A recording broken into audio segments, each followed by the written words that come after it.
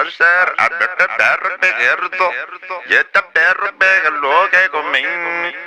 Macarnis beaderto. Yirs beabegelo que comin.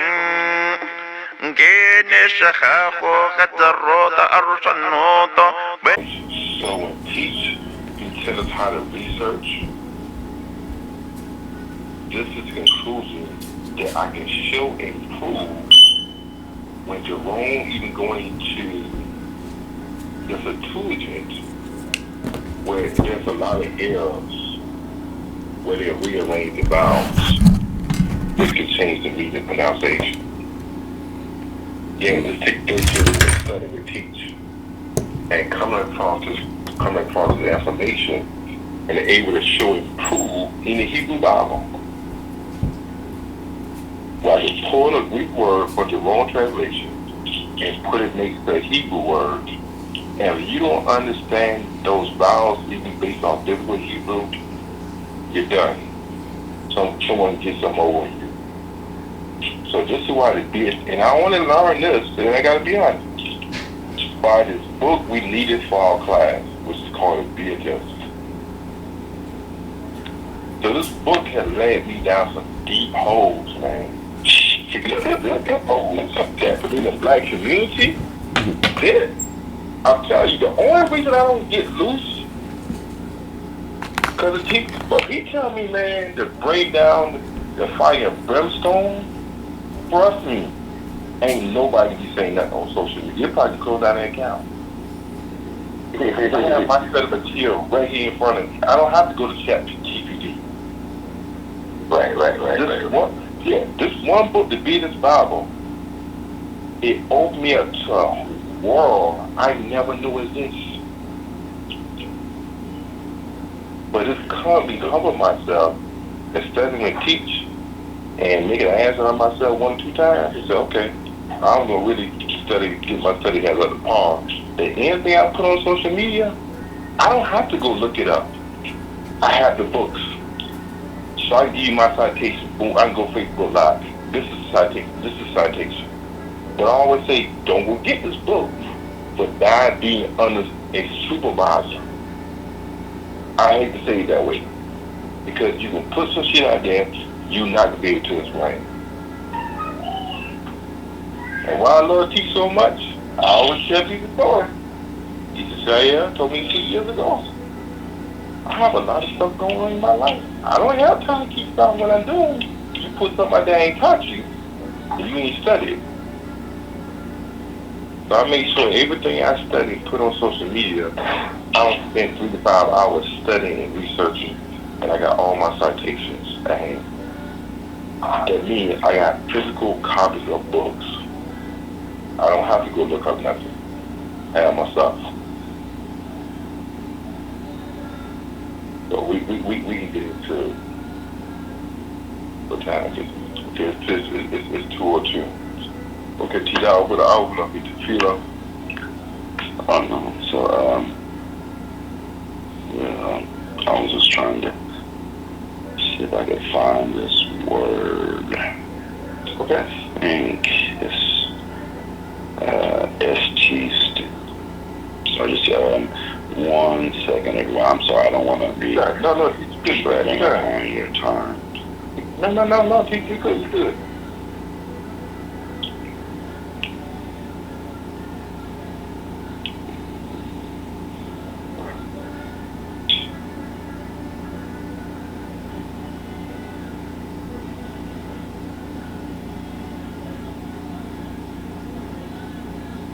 What's the short route, Teach? I'm gonna grab my heart up. It looks to me that it's a route. Yeah.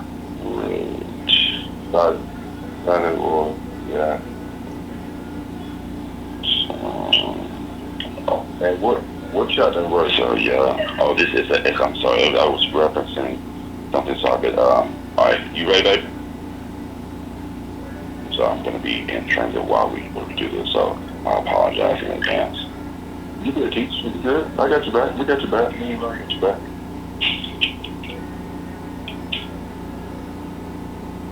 Okay. All right. So, how do y'all normally start? Do you just Well, I'll make it to feel. I'll make it to feel. Then we can get started. okay. Make it short to feel. Bless your holy name, bless your kingdom come. Oh, great God, we want to say to the Lord by y'all for fellowship, to the Lord by y'all for gathering. Oh, that great God, we use what is your life, Father. We ask you, Father, open up our zone, our ears, Father, to receive your word today, Father. As our teacher, Father, bring forth, Father, the little part is 12 portions. We ask you all the impression, your authority, Hashem name, see the cause to this, your hallelujah. Rukaba. So yo, teach. All right. So, Yom Tov Lechochum. So, it's like my first time being with y'all, so I'm assuming that the class is more along the lines of how do we understand how look and sound and arrangement impacts our understanding. Is that true? Okay. Yes. All right. So, are people normally muted during this? Can I interact with them? How do I interact with people? Yes. So that I can interact. Yes. Yes, you can. All right. So how many people are on the line right now? That's a good question. I have no idea at this point. So, I mean, what I would like to do is I want to make sure I don't have passive participants. I want to make sure that if anyone's on the line, I have a way to make sure that they are engaging and not just floating off into oblivion somewhere. Yeah, I mean, so like, she sees it. Shalom. I'm on the line. Okay, so that's 1, 2.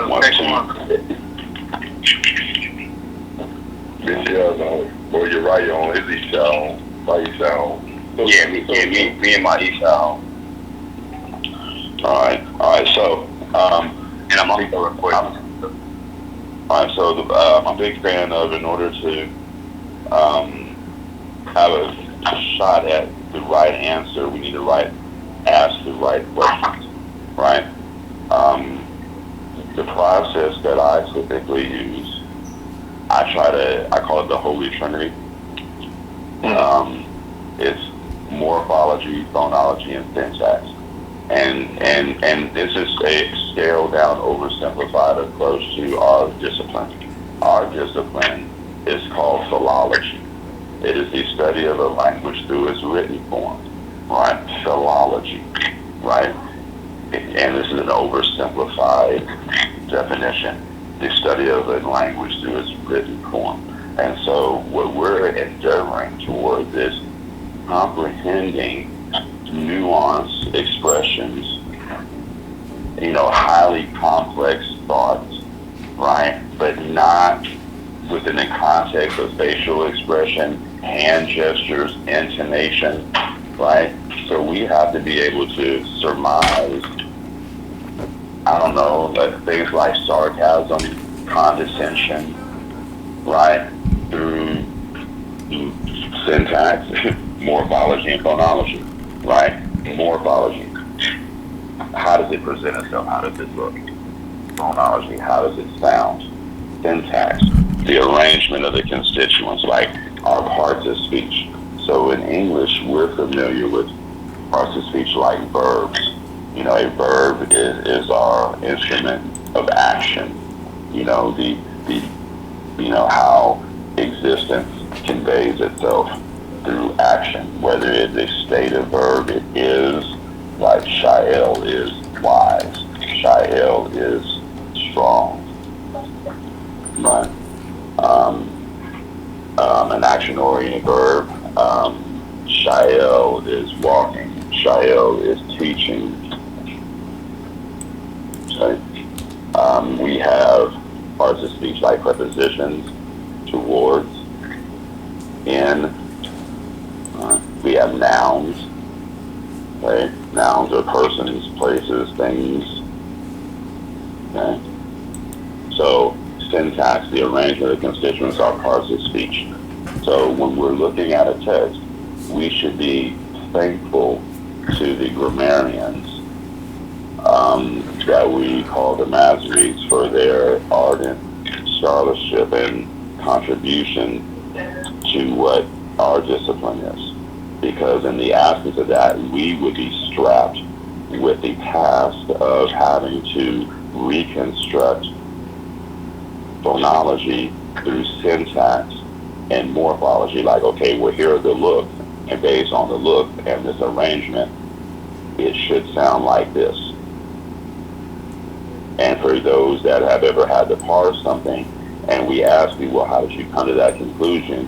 And you're like, well, I had the A class out here, and I had a, gemination in the second root radical.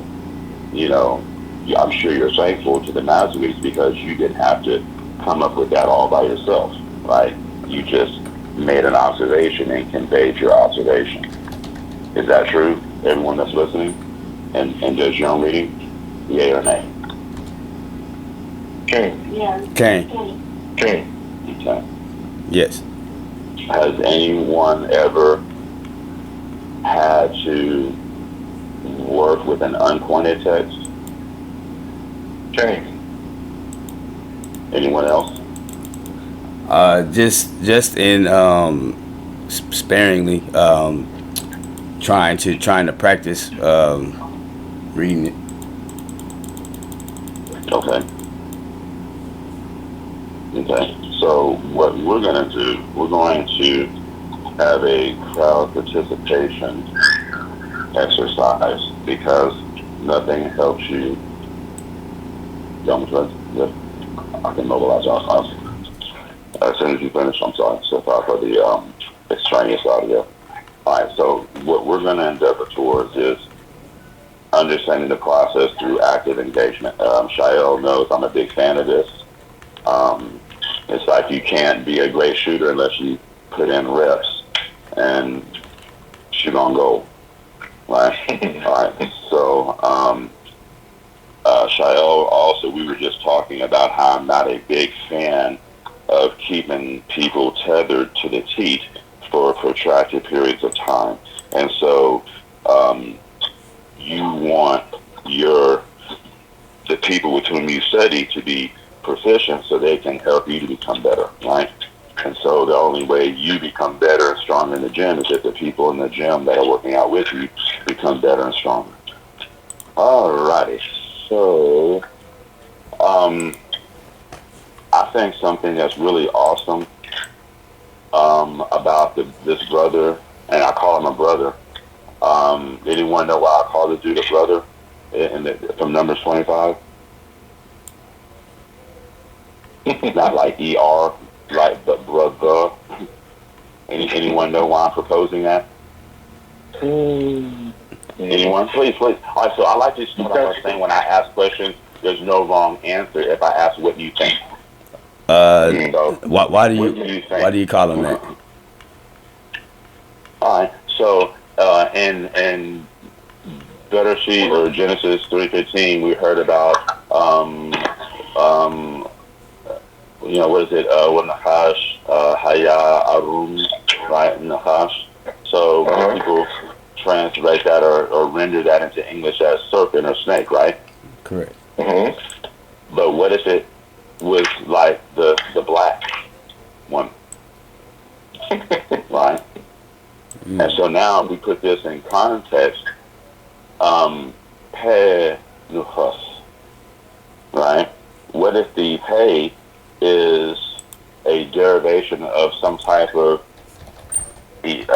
African definite article or something that introduces something that is like the black one.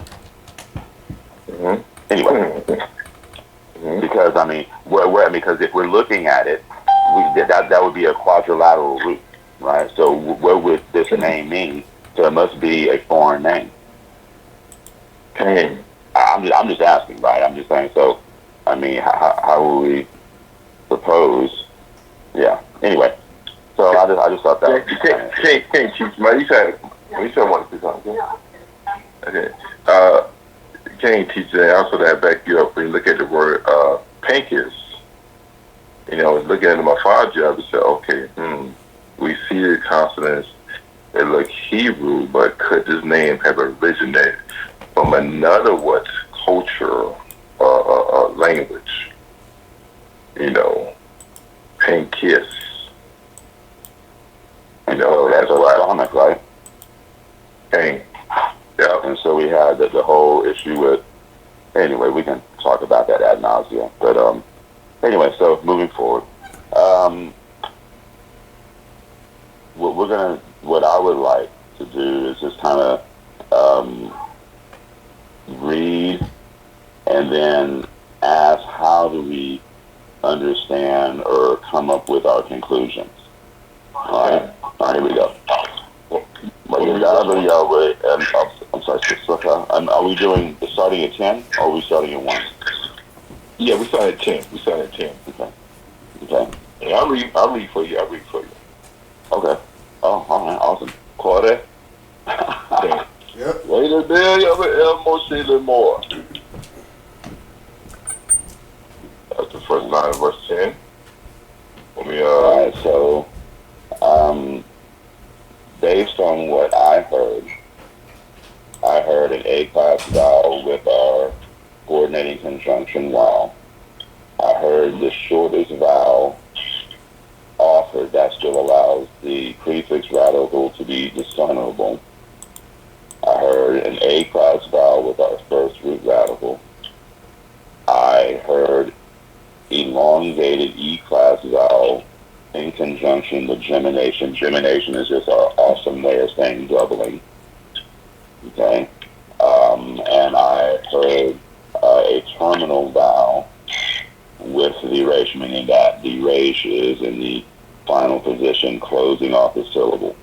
Okay, so it is a closed syllable.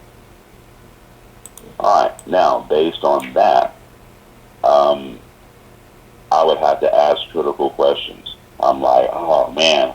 All right, so if ancient Hebrew attested as early as the 10th century BCE syntactically, and so that relates to its syntax, its arrangement of the constituents, the parts of speech, if it is principally a VSO language, verb, subject, object, is there anything that allows me to readily identify the existence of verbs?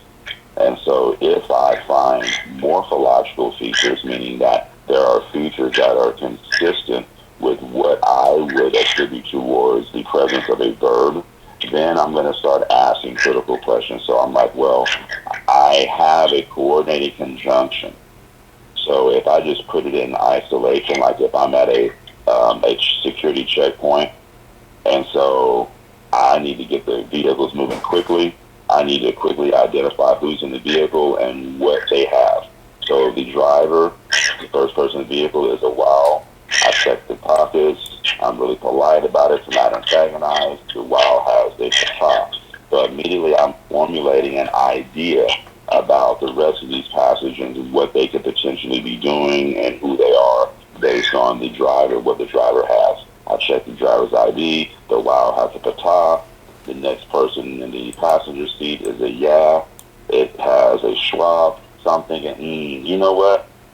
I'm wondering. And then the next passenger is a dal carrying a patah. And I'm like, I'm almost positive that these people are from the PL tribe, from the north. And so then I talk to the next passenger, get their ID, and I'm like, it's a bait, okay, and bait's a little heavy here, bait. Wait a minute, so you have a Saturday, but I think you're hiding something. Wait, you're carrying a whole nother bait with you? Oh, these are definitely PLs. Hey guys, get some eyes over here. We might have a problem. We got a PL that can check that. Okay? And so we have to ask critical questions, because if you start with the notion that you know what it is, you could get yourself hurt or someone else hurt, right? You can't be quick to the trigger. You can't be too holding up the checkpoint, because the line gets too long, bad things happen. So you need to first ask critical questions every single time. Never assume you know, right? Always assume you don't know, so you're always in the habit of asking the questions. You ask the right questions, you increase the probability of getting the right answer. So based on this information, I am confident that this is a D-stem or a PL, Bignon PL. All right, PL. And we call it that because in the third masculine singular suffix conjugation form, you will see an I-class vowel in root radical 1, elongated E-class vowel in root radical 2, and any consonant that will accept evidence of gemination will be present. All right, so hence T-ear, all right, because that's what it looks like. Nit-all, it looks like a noon, right, with a idig followed by a short vowel, followed by a class vowel. So in this case, we have a PL, and we know it is a PL, or we're confident in saying it is a PL because we have our prefix radical yod carrying a schwa. The schwa is the shortest vowel possible that allows the consonant to be discernible, followed by root radical 1 carrying an A-class vowel, root radical 2 displaying evidence of gemination with an elongated E-class vowel.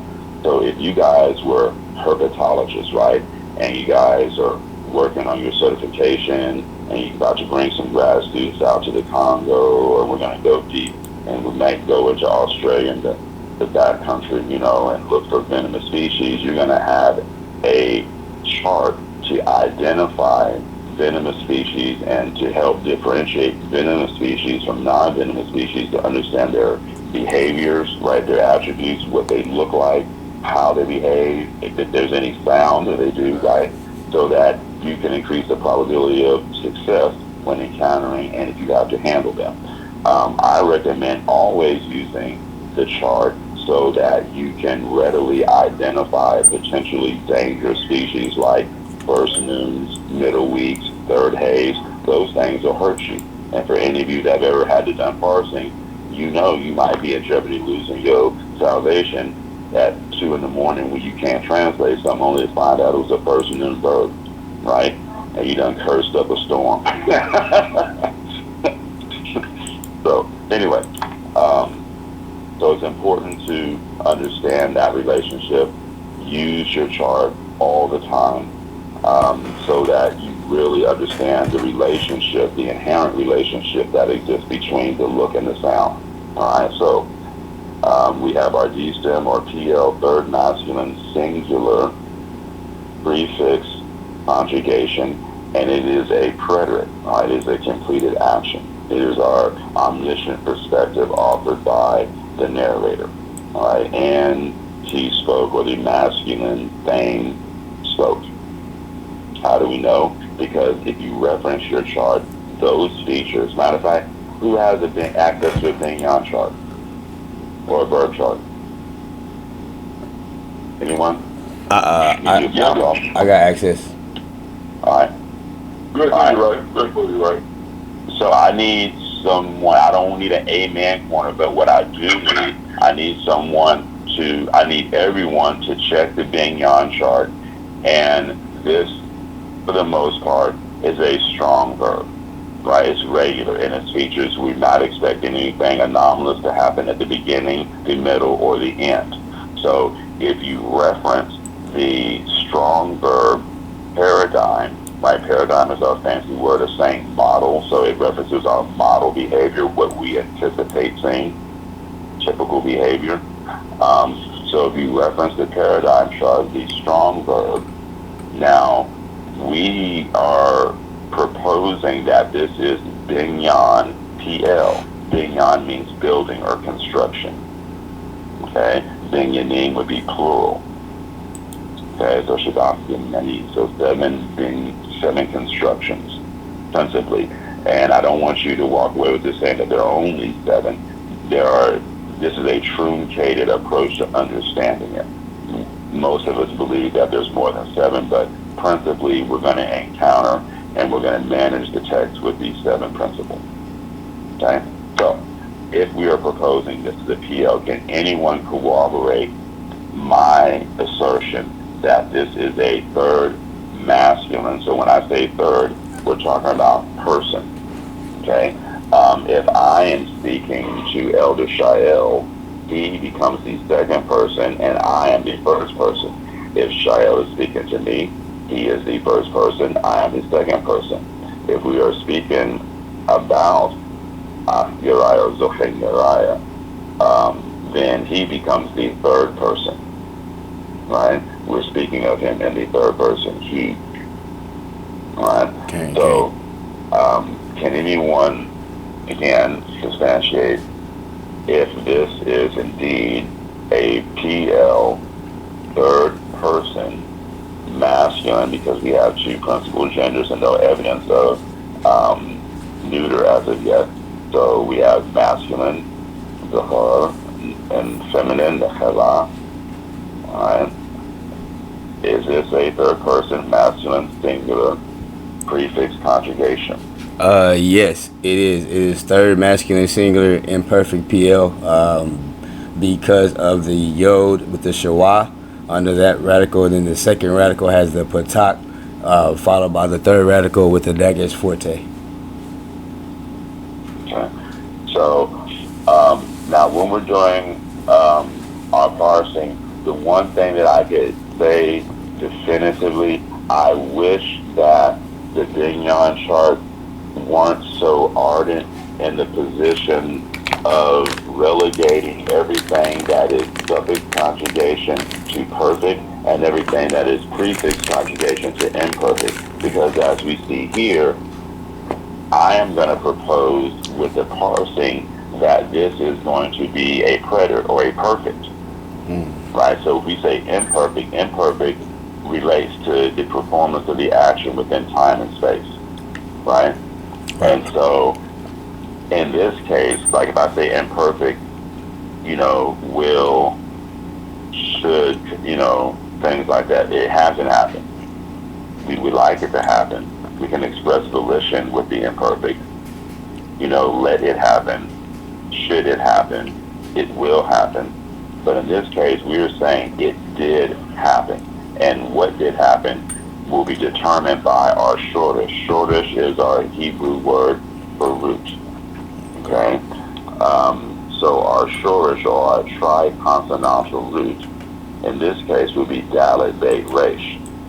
Dalet Beit Resh manipulated within the context of the PL or D stem, and we call it the D stem for doubling of the second root radical, right? Dalet Beit Resh within the PL stem conveys thought, right? Speaking, right?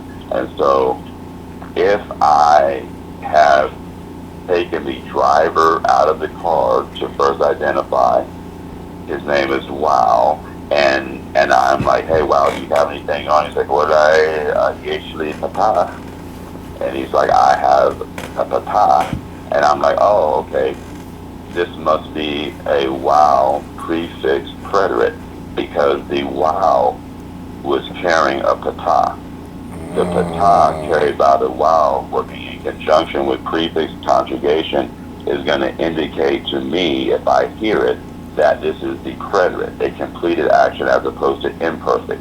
Gotcha. So if I say, does that make sense? So for everyone else that has not encountered this before or may encounter this audio, if I say yish more, we might take that as superficially, he shall keep. Yish more, and he kept. Gotcha. So, Yidaber, he shall speak. Yidaber, and he spoke. So, again, in this case, for those that may listen to this at some later point, what we utilize to determine the action within time and space was morphology and phonology. Morphologically, we had a coordinated conjunction Wow working in conjunction with the prefix conjugation. Phonologically, the Wow was carrying an A-class vowel. That was our clearest indicator using morphology to look, phonology to sound, to determine tense. Okay. All right. So now, if we are proposing that this is a masculine singular, I'm sorry. Did someone have a question? I heard something ding. Is that the ding meaning someone had a question? No, I mean somebody just jumped in the call. Okay, my apologies. All right, so ancient Hebrew attested as early as the 10th century BCE requires subject-verb agreement, meaning that the action, its look and sound must match the performer of the action in terms of its look and sound. So a masculine noun has its specific look and sound with some obvious cases of anomaly. Feminine nouns also possess their unique features with obviously cases of anomaly. But what we should be looking for is evidence to support our notion that this is indeed a masculine singular verb. So we should be looking for something that could be a subject, the performer of this action, that could be masculine and singular, whether it be an entity or a collective that is masculine. Is there anything within the scope of Vayikazev, Yahweh, what do we have? Elder Shael, Korah? Yeah, so it's oh, go ahead, Moreh. Ikis ben Elazar ben Igaran Lakohi. Ishiv et Kamati. All ben Israel. Bikin O.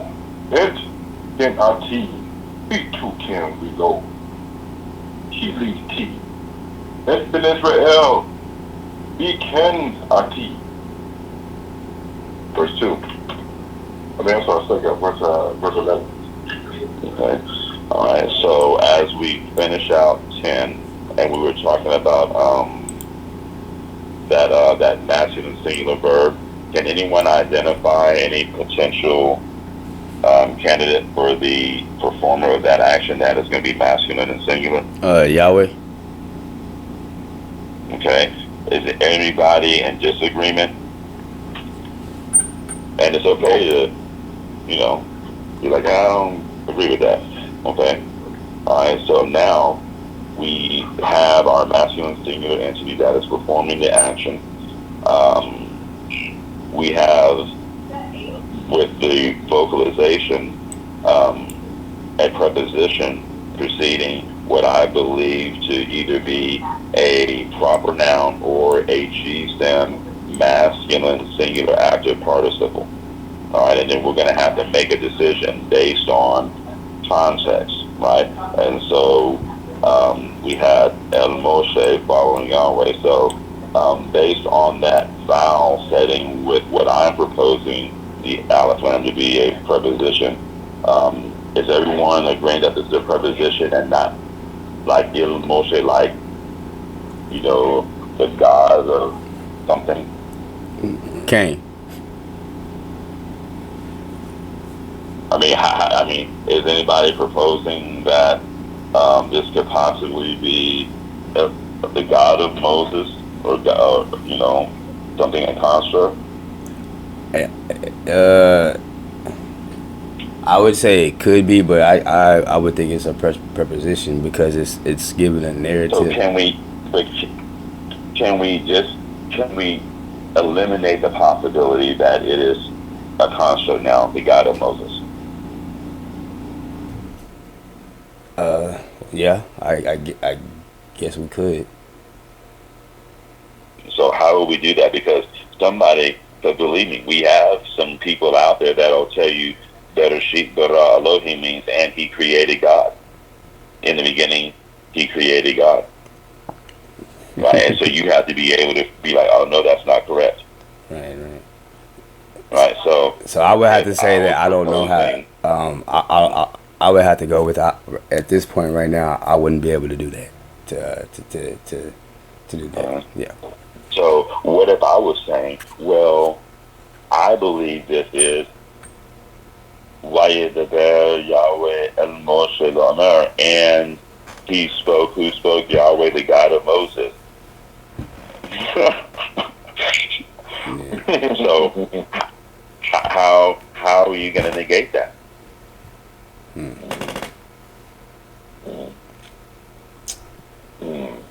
Got me on that one. We see, Nahnu, we see,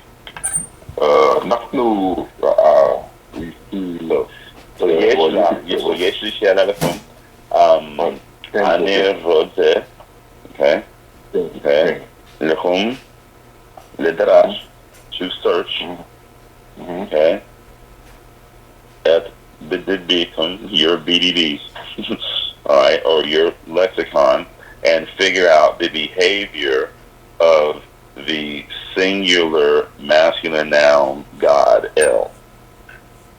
All right, and we got to figure out, because remember, I am proposing to you grammarians, that Vayedaber Yahweh et Moshe le'amor means, and Yahweh, the God of Moshe, yeah.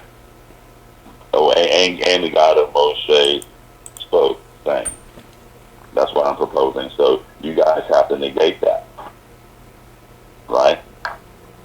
Because if this was a religious setting, right, and I'm standing in front of the congregation, and I say this, somebody needs to be able to say amen or lo nachon.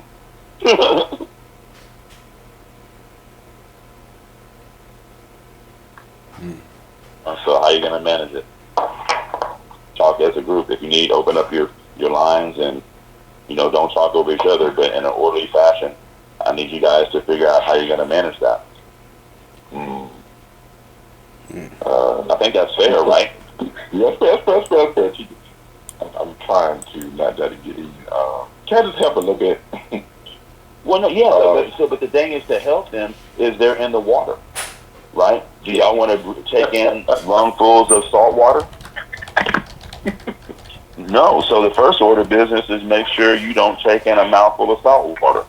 All right. So if anyone has access to a BDB, the BDB or Brown Driver Briggs, or if you have the Hallowed, is principally going to be alphabetic, meaning it's going to be ordered from your English left to right, but it will be ordered in terms of alphabetic, Alphabet, Gimel, Dalet, through Tau, right? So you want to make sure that if we're looking for this, this noun, Aleph Lam, that you go to the section of your lexicon for Aleph and Lamed, right? Is that fair? Does that help a little? Yeah. Got quiet on me.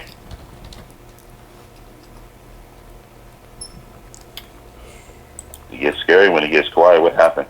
Did I lose connection? No.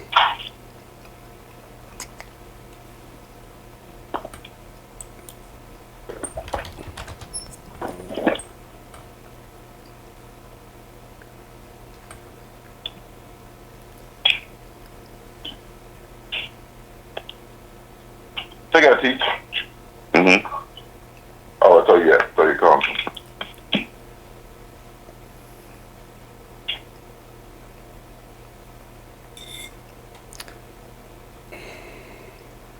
You said it's in the section of the Brown Driver Briggs for Aleph Lamed? Well, yeah. So if I'm saying, I'm proposing that this Aleph Lamed is God, so we need to go to the Brown Driver Briggs or your lexicon and find Aleph Lamed, or start with Aleph, and then see if you can find Aleph Lamed and the entry that will correspond to the value God, or proper name God. Yeah, I don't know how it's going to look, because I don't know. Because we're...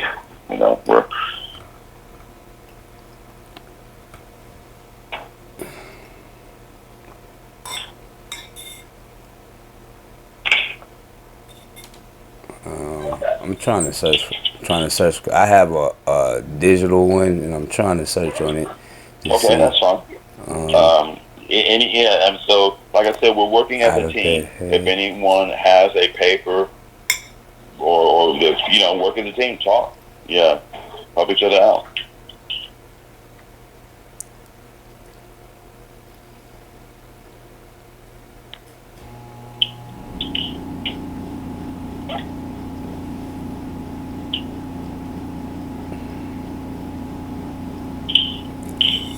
Out of bed, hey. Out of bed, donate. So you said look up Olive Lamed, right? Yes, Olive sir. Lamed. Okay.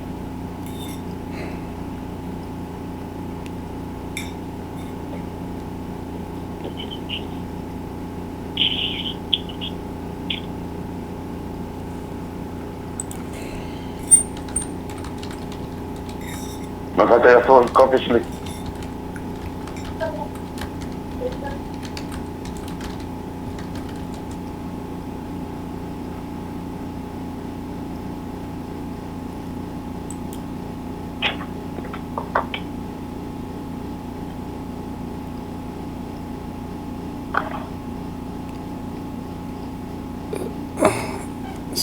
So I couldn't find it in my digital BDB, but I kind of looked it up. I typed in Aleph Lamed in the Brown. What it gave me back, it says Aleph Lamed /L, often translated as God or deity. BDB details how this root usually relates to strength, might, or mighty one. It is used frequently as a suffix or a prefix in biblical names. Then it goes to and it says Aleph Lamed, a preposition meaning to, toward, unto, or into. It also says Aleph Lamed, a negative participle used for prohibitions, usually meaning not or do not.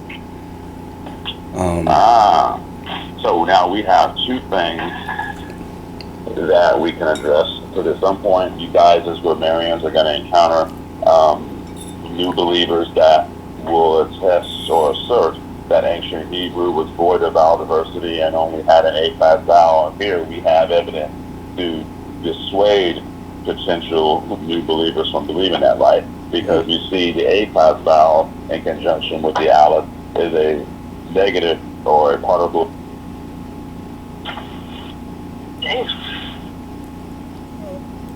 Oh, you went out, Teach?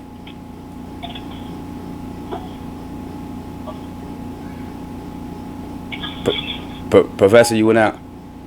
I'm sorry, I think my inadvertent went to. So you can hear me? Yeah, the last thing you said was negative, and then you went out. Okay, so the aleph.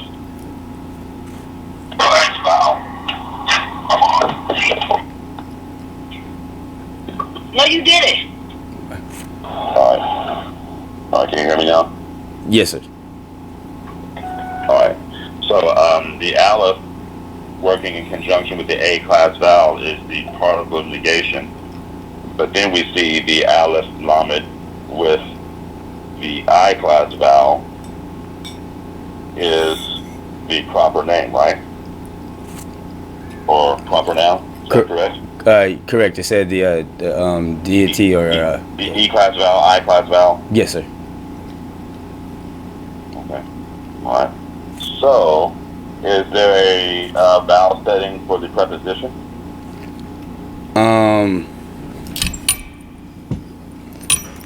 Yeah, actually, the Sagol. The Sagol. So because of the Sagol is there, that we would use that to say that no, that's not saying the a deity, and it's not a negative participle. It has to be a preposition. Because the deity, what is this vowel setting? The deity has the it has. Hold on, I can't see that again. It's real low. Let me get that bigger. The deity, it has a Siri. It has a Siri. So now we have used phonology because morphology would leave us in a state of ambiguity, right? It's like, hey, the particle of negation possesses morphologically the same features as the preposition and the proper noun. So then we ask the next question.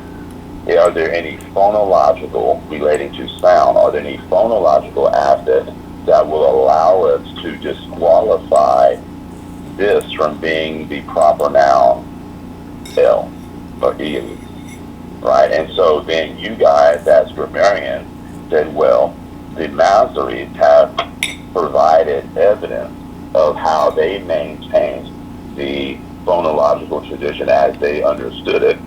And this vowel setting offers a reduction within that I-class vowel, which would indicate that we should not understand this to be the proper name or proper noun. Is that what the conclusion that you guys came to?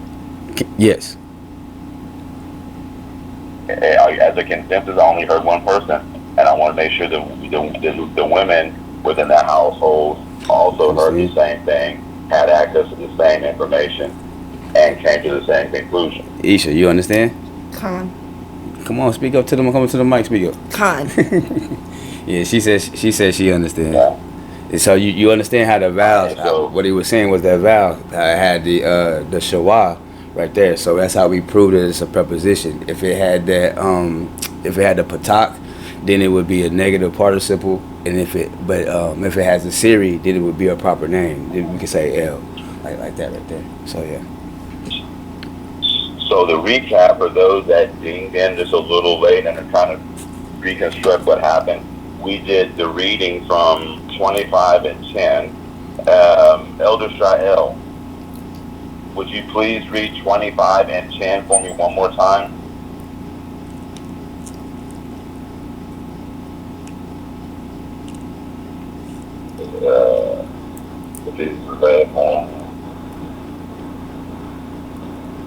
If not, if Elder Shael's not available, would anybody else be willing to read 25 and 10? Take it. I had for me. My past. I'm ready. Please. All right. Thank you. Where you the bill? Where you the bill? Yo, with El Moshe more. All right. So if I'm in the vehicle and I don't have access to reading the text because that would make me an irresponsible driver for driving and reading the Torah simultaneously. Although there are some people that feel they should be able to pull that off. But what I was able to hear from the reading, again, the coordinated conjunction wow was carrying the A-class vowel. The yeah was carrying the shortest vowel that still allows the consonant to be discernible. The first root radical dalet was carrying a patah. The bait and the second root radical exhibited evidence of gemination. That's our cool way of saying doubling, in conjunction with the elongated E-class vowel, and in the final position, closing the syllable, the resh. Now, when we talk about root radicals, we're proposing that within the scope of this root, it is a tri-consonantal root. So this shorish Hebrew word for root is a tri-consonantal root, meaning that the base lexical or semantic value, right, is rooted within the arrangement of these three consonants, hence tri-consonantal root. All right. So the first root radical, or the first consonant position, is called a root radical. The second consonant of the root is the second root radical. The third would obviously be the third root radical. So when you hear me say our prefix radical, okay, that means it's not a part of the root. So we have our coordinated conjunction while, meaning like and, but it is carrying the conspicuous A-class vowel. Then we have our prefix radical yod, carrying the shortest vowel that allows the consonants to be discernible, and that is the schwa. This is important. The first root radical is carrying the patah. The second root radical, bait, is carrying the dogish or gemination, dogish for dog, followed by the the elongated E-class vowel, and finally the resh. The consortium came to the conclusion that due to this evidence, this should be understood to be a PL or D stem responsible for the active intensive aspect of the verb's performance. It is a third masculine singular D-stem or PL from the shorish or triconsonantal root dalet beit resh, right? To actively convey thought, to speak. Alright, so, and he spoke. Now, because ancient Hebrew attested of the 10th century BCE requires subject-verb agreement, that means that morphologically and phonologically, this dictates the performer of the action must be masculine and singular, even if it is a group, right, a collective or consortium. The features must be consistent with what we will understand to be a masculine singular entity. The group of grammarians on the line came to the conclusion that Yahweh is going to be the subject, the performer of the action, right? So we are looking for subject-verb agreement. Syntactically, our language is a DSO language. We established the presence of the principal verb, which was a D-stem third masculine singular prefix preterite, followed by the subject of the verb, Yahweh, masculine singular proper noun. But then I erroneously contended that we should see this as Yahweh El Moshe, or Il Moshe, the God of Moses. But then the grammarians as a group said, no, we disagree with that presupposition because of the vowel setting. Okay, so based on the vowel, we concluded that this correctly should be understood to be a preposition. Now, there's also another little notation that could possibly help us to corroborate or at least substantiate the assertion made by our grammarians on the line that this should be understood to be a preposition. Does anyone that has access to a VHS or a fully notated Bible, see a little marking that exists between El and Moshe? 1 second. Verse 2.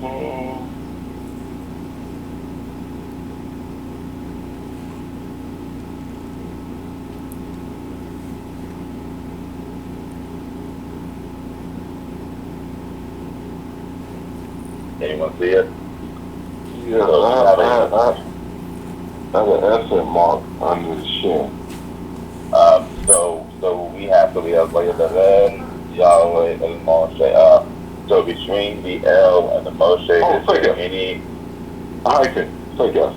Alright, so now what I want us to do as a group, if you can have multiple functions going on and not lose connection with this call, I want you to Google what that marker is. I have no idea what it is. I thought I had actually put a little pencil mark in my book, so I got to figure out what that mark is. It's driving me crazy. First I thought it was just my book, but since everyone else has it, I need to know what that is. Oh yeah, you talking about the makaf, makaf. No. Makif. What is that? My shimmel? Makif. I'm sorry, Makif. Oh.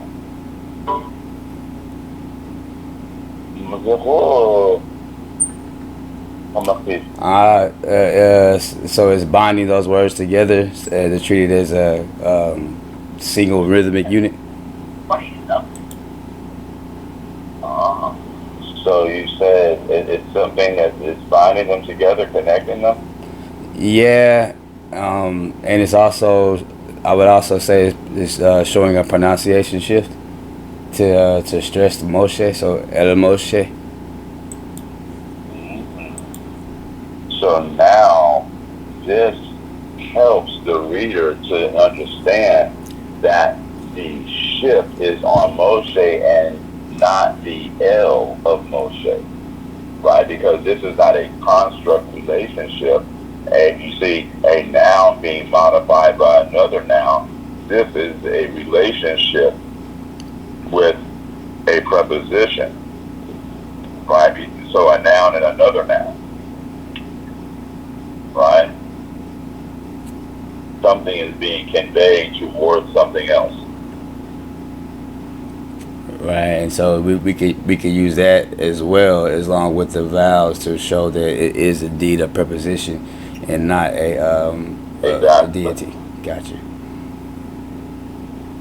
So in this case, this is how being able to look at what the grammarian left for you to allow it to express what they were trying to convey.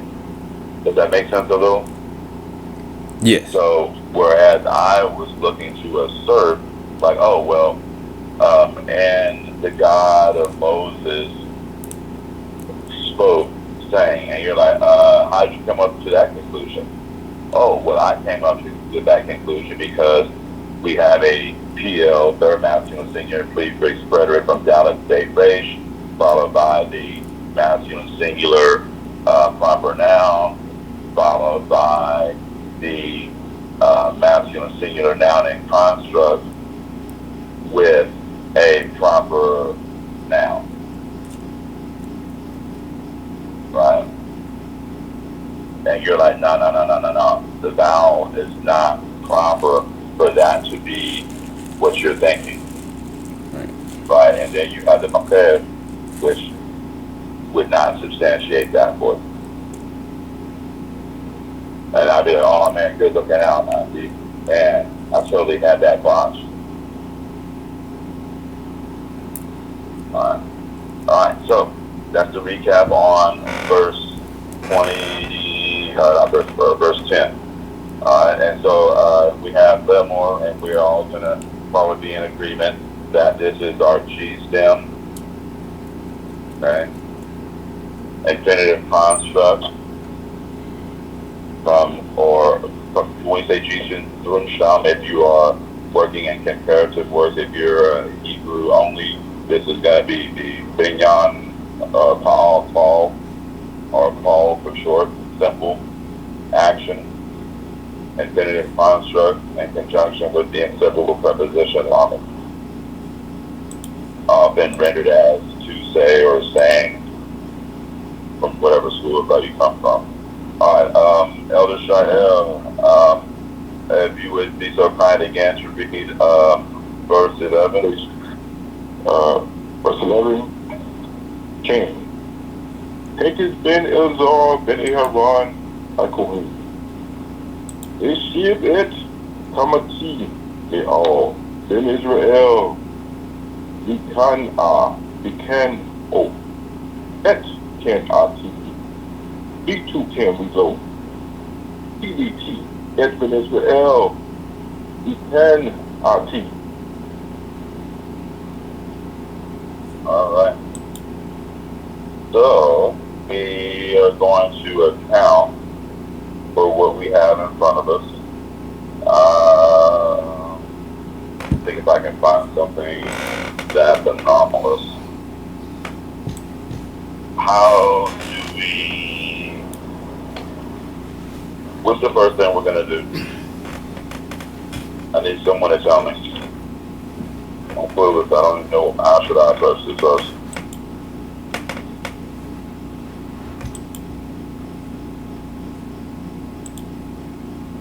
Don't all speak at the same time. Let's go blind. Say it one more time.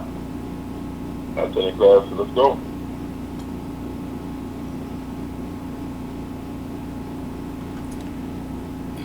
All right. So you said how do we start off with the verse? What was the question again? Well, no, I'm saying, what should I do? What's the first? Yeah. I'm trying to account for it. What's the first thing I should do? I heard the sound. So you're gonna look at the first word, which is Pinchas, and you're gonna look and see that that's a proper name. And then you look at after you determine that's a proper name, you look at Ben Israel. How did you do that? But hold on.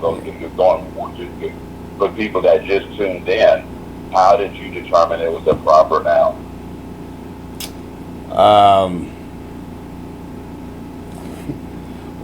Well,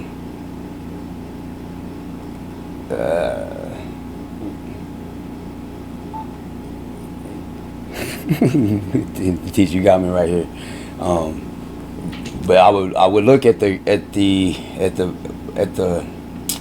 valves underneath and see what and see if it's actually showing a stem form or in the order of a stem form is, and if it's All right, not, go ahead. So pull them over. All right. So I have you on the radio now. You got them pulled over. All right. How many people are in the vehicle? All right. So we have 1, 2, 3. I would say 4 people in the vehicle. You sure? Well, I'm counting that. Verse 11. Yeah, I'm not counting that the first word. I'm not counting that hierarchy. I guess I should count that. That's a problem. Okay, so let me have 5 people. That's I'm sorry, a problem. 5 people in the vehicle then. So let me tell you this. Let me tell you this. Mm. So we're working Abu Ghali, and we're having people come in and out, and you see a guy come in with what you think is a loaf of raw dough, and I'm like, hey, you check, old boy, say, yeah, but I didn't count that loaf of raw dough. It's a security threat. Understood. What? Yeah. It's just a loaf of raw dough with a timer on it. Understood. Okay. So then I would the nature of our game. Mm-hmm.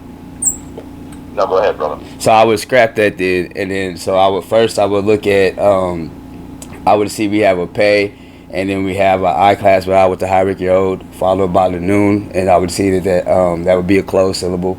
Then we have we see we have a ched with the kametz and the assignment. That would be another closed syllable, and so then after that I would go and look at my vowel chart to go and see if okay, is this a hit a hofal or a hit fill type verb, and if the vowels didn't line up, then I would come to the conclusion that it was a proper name. Okay.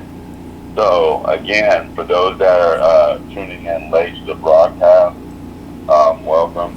The nature of your assignment is as a philologist, right? Meaning that you are understanding the language through its written form. So that means right now, everything that is before us is relevant. Right? And so never discount anything that's put before you, right? It's there for a reason, and the first time you think it doesn't matter, that's where you get it. So in this case, the brother looked at the behavior of what was before him.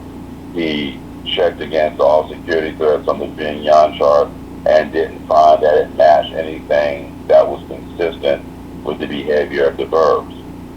So then he surmised that maybe it's not a verb, maybe it is a noun, and possibly a foreign noun introduced into the language, because I can't find too many characteristics that are consistent with a triconsonantal root beyond that of the noon, pay, promise.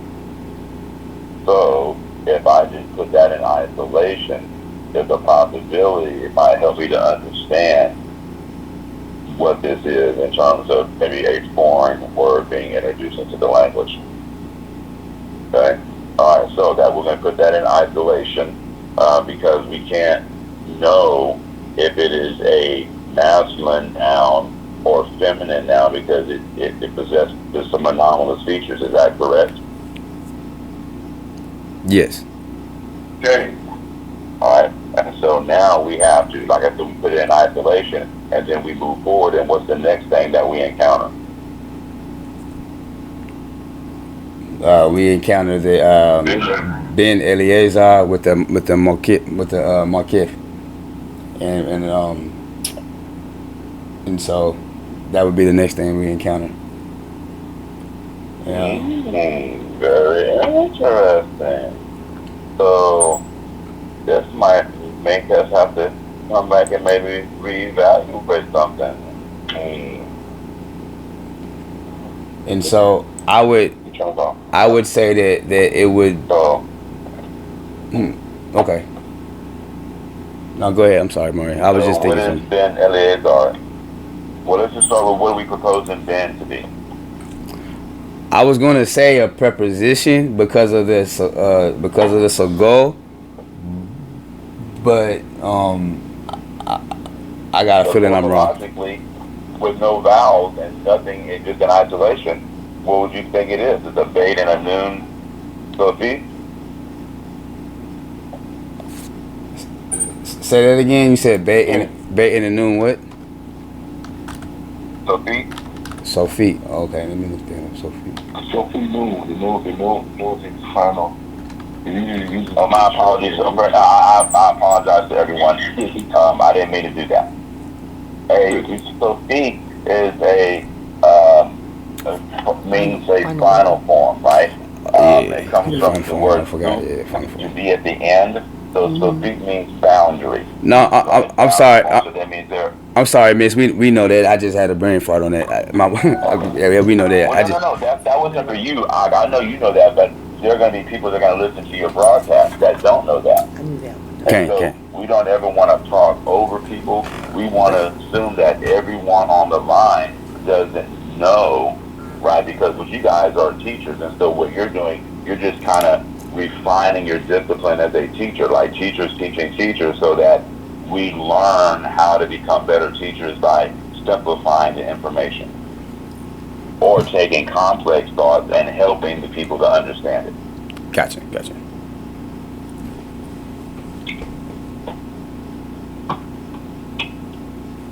So for those that are just tuning in, and if you don't know what a SOFI form is, the SOFI form is a boundary form, a final form. There are 5 consonants that will have a boundary form, and noon is one of them.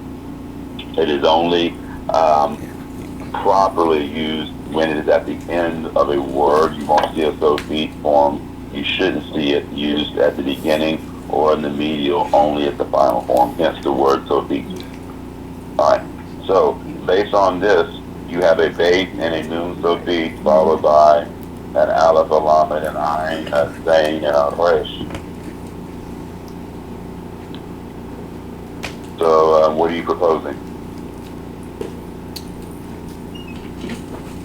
Oh man.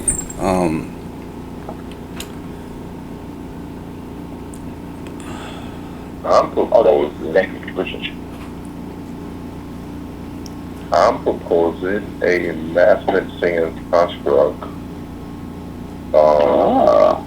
noun with its proper noun with its proper name. Okay. So if you're proposing that this is a construct noun, can you offer any phonological evidence to support this, meaning that a construct noun is a derivation of an absolute noun? So can you maybe tell us what we should expect? Maybe like if we have a lexicon, how do we know what the vowel is for the absolute form for this? And then once we have the absolute form, then we could probably with some degree surmise the phonological value for the construct form. Does that make sense? Yes. Okay.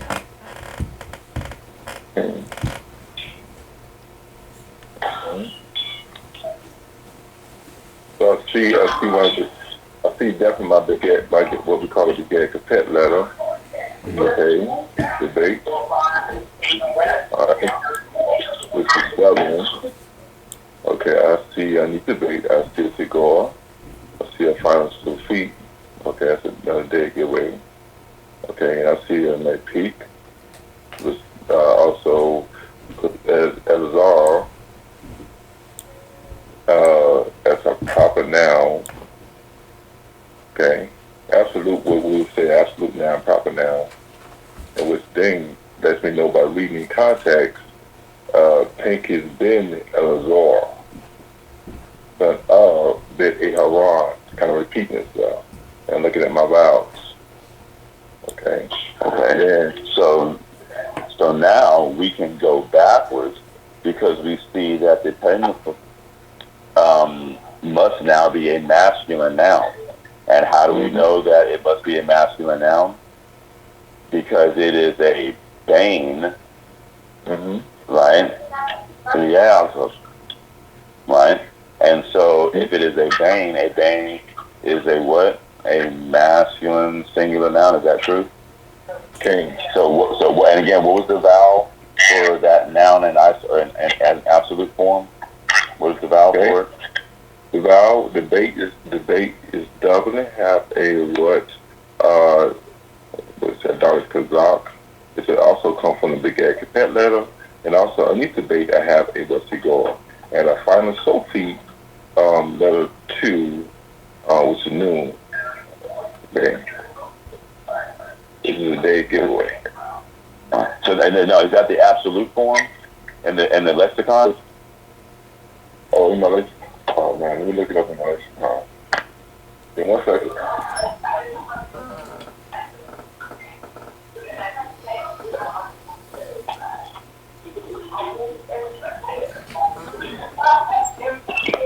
Oh, I know that. I'm just gonna look it up.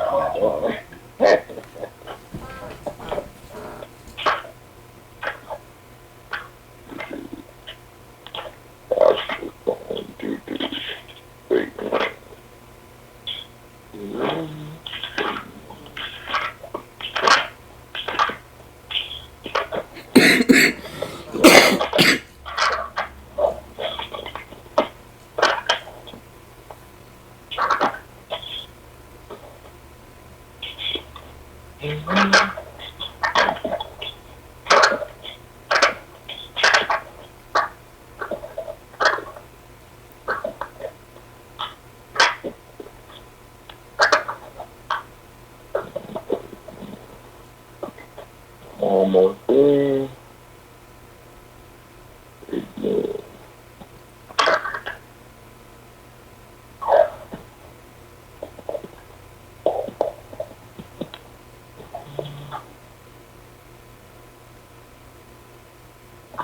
Absolute form.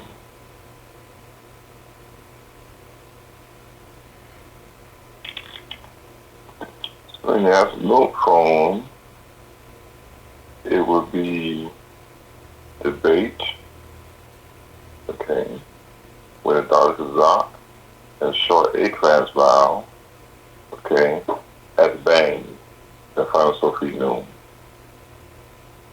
Okay.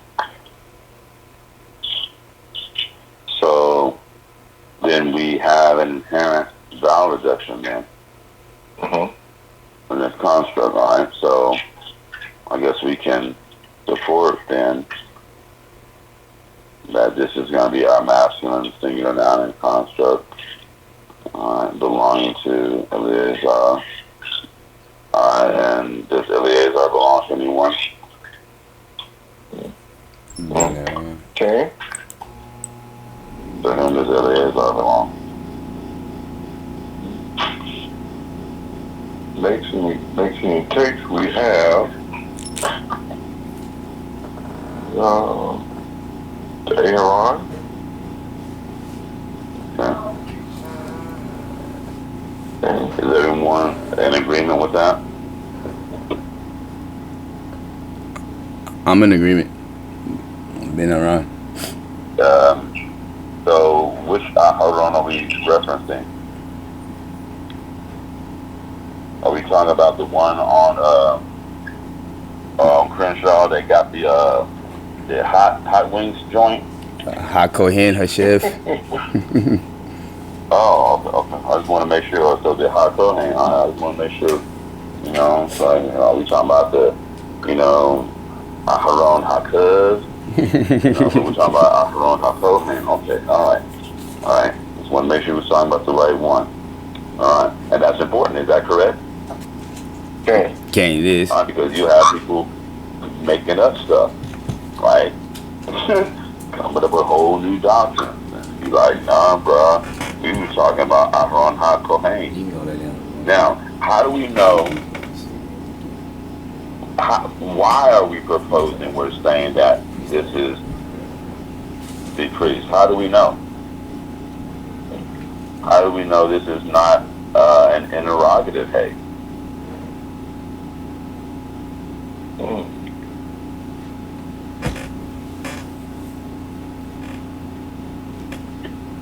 Oh man. You saying on the Hakohen? Yeah, I mean, you gotta convince me. I don't agree. I say it's the interrogative. Hey, Low, low, low, low, Lama. low, low. Uh, a large one of the question on it. Because we see the definite article, hey, is taking a short while, talk, be duck coin, duck priest. I'm still not convinced. You gotta tell me more than it has an A class vowel. My interrogative hey also has an A class vowel. Mm-hmm. Because it is attached to the master singer now, Queen. My interrogative hey is also prefixed to things. Okay.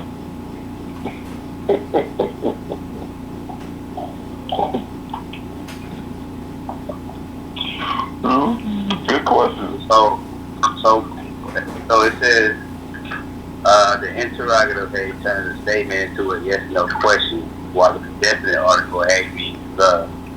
To tell them apart, look closely at the vowels in the first letter of the word. So so the interrogative hey would it have a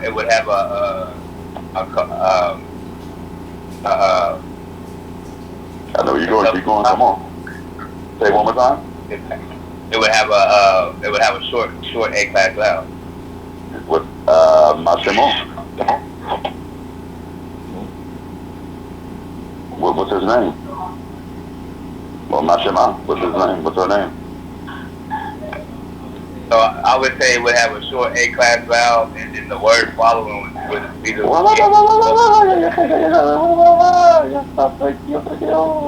Mashema.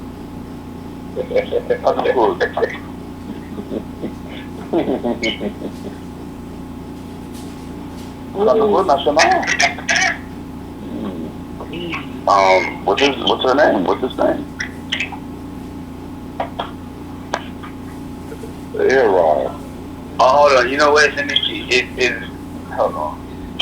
Is it followed by? Does it have to also have a dagesh in the second? Well, hold on. I just want to know what is the name of this vowel that needs to be associated with the interrogative hey. Oh,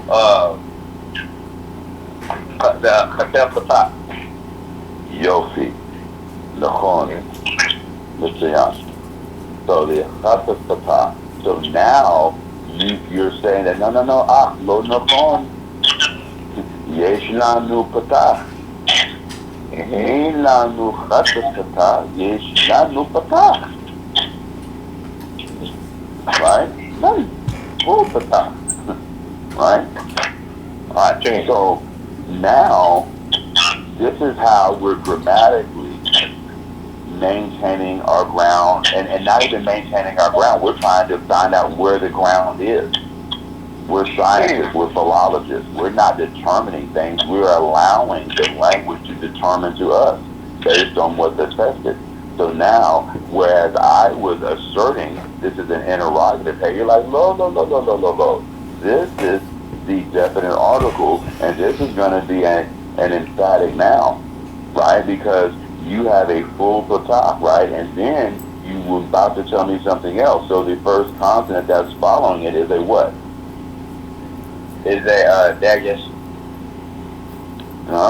Yeah. And it's not only, and now here's the key. Now remember, I said the consonant that's following the hey is what? What's the name of the consonant? What consonant is following the hay? Hold on, that's the right thing.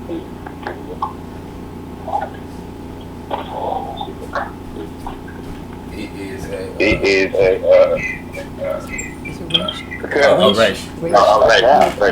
All right, now this is important. The calf is the calf a member of the Begag Capet clan?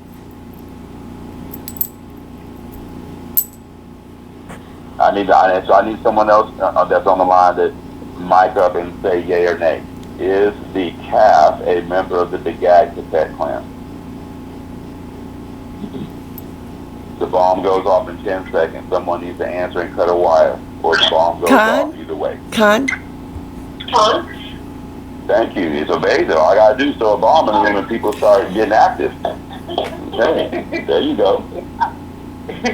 All right. So the calf is a member of the Begag Capet clan.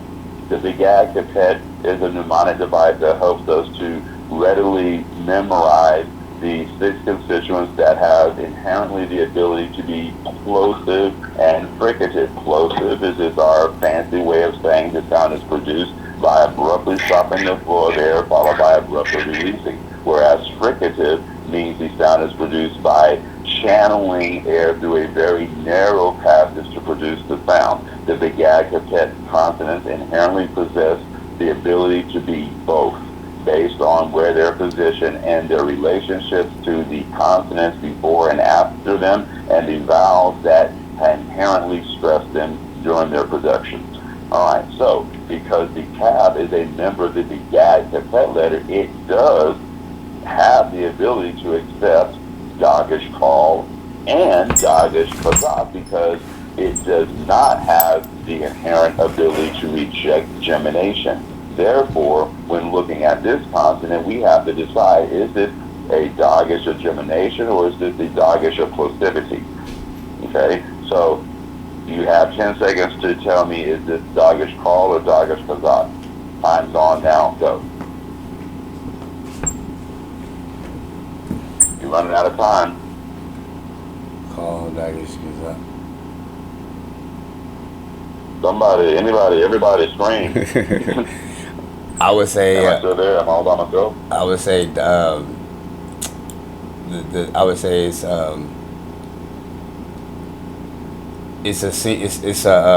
not doubling it. I would say. That is not. Yeah, I would say. No, I'm saying it is doubling because Okay. I would say that it's not doubling it, even though it is a Begag effect. I would say it's just acting as a lane in a hard pronunciation, because that vowel is well, not because of that vowel, but just I would say it acts as a lane. Okay, fair enough. What is the rule concerning the first consonant following the definite article? I forgot that rule. Hold on, let me look it up. All right, no, that's not. Pause right there. Everybody that's on the line right now, take out your smartphones and let this makes you fall off this call and Google this statement. What happens to the first consonant that follows the Hebrew definite article? What happens to the first consonant that follows the Hebrew definite article? Oh, okay. So it says it. So it is doubled. It is doubled. It says when the Hebrew definite article hey is added to a word, the first consonant of that word is typically doubled. This doubling is indicated. All right. Yeah.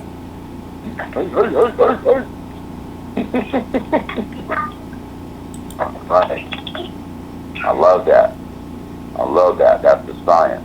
You ask the right questions, you get the right answers.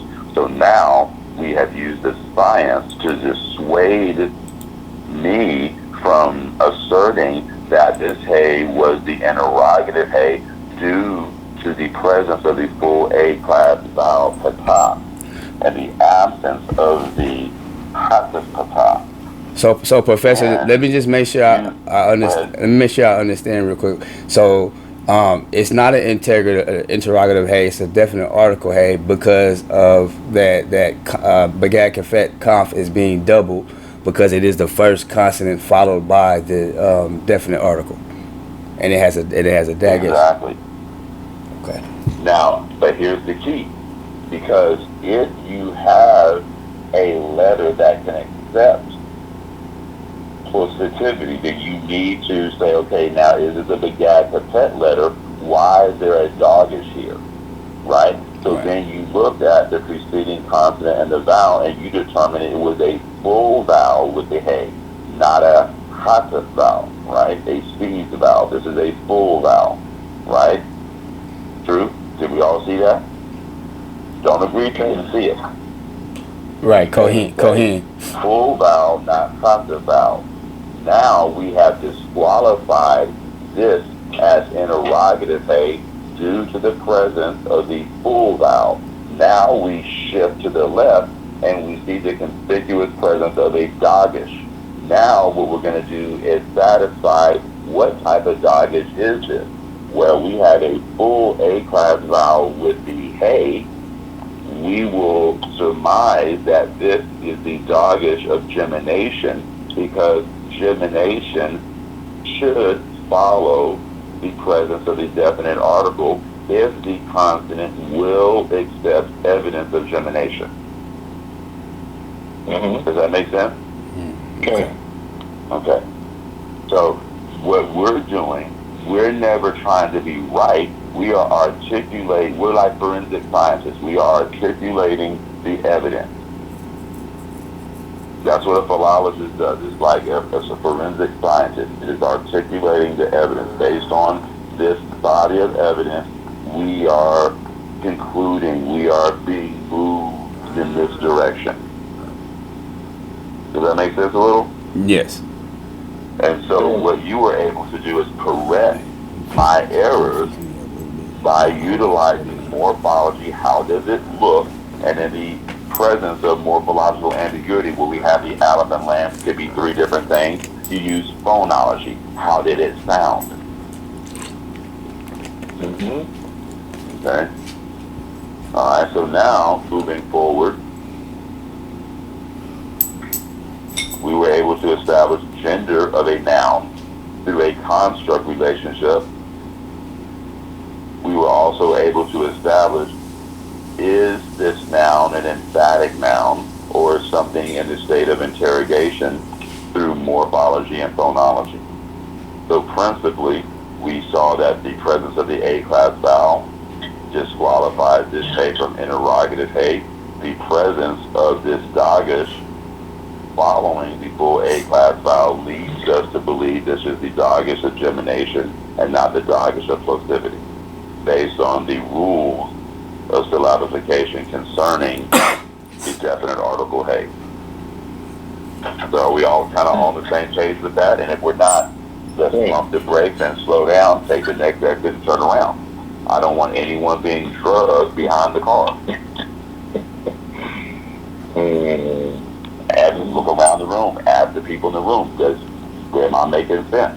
If not, let's slow it down, because if it makes sense to you, let's take a couple of seconds and make it make sense to the people in the room. Does it make sense? Yeah, it makes sense to me. Device on mute. No. Okay. All right. So now, Elder Shael, will you continue from after HaKohen? All right. And then, just continue with 11, but start with the first word after HaKohen.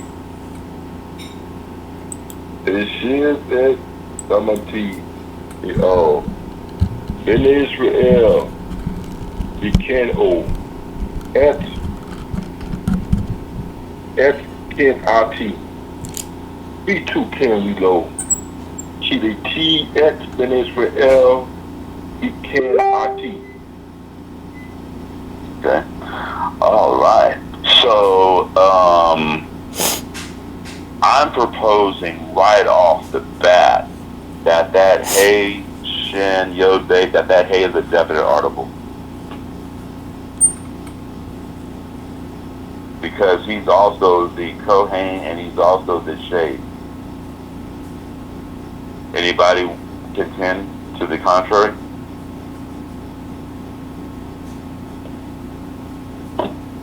Okay. Okay, so what are you contending? What say ye?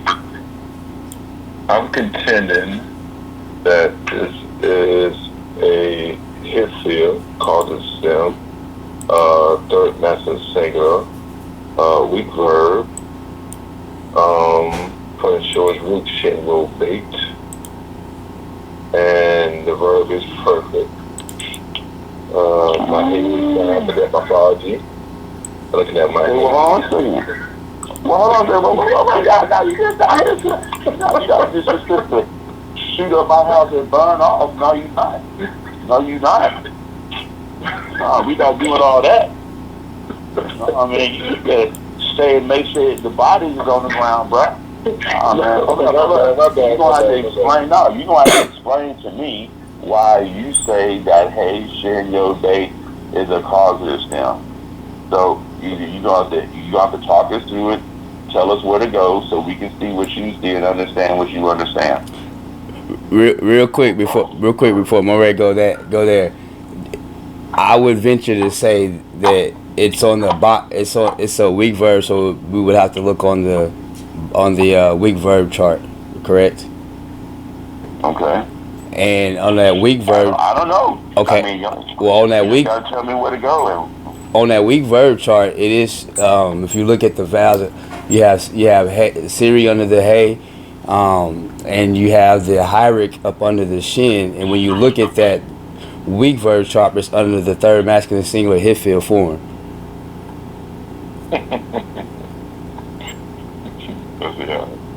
So I gotta go to the weak verb. So it says, is it called weak verb? Biconsonantal verbs. I'm sorry. Yeah. Biconsonantal verb. Yeah, biconsonantal verbs. So I'm gonna go to biconsonantal verb. All right. Okay. All right. So I don't even know what the heck is bi. What, they gay? They don't know that they gay. What does that mean? They question and they section. They consonality. I don't understand. What is that? What does that mean? I thought we were trying to be holy. You over here talking about bi. What is this, bro? What you doing over here, What is this heresy you preaching, all right, so it's biliteral verbs whose base root contain only two consonants rather than the standard three. So instead of this triconsonantal root, it would be a biconsonantal root. Okay. All right. That's cool. I thought y'all were talking about that woke stuff, man. We ain't doing all that over there, man.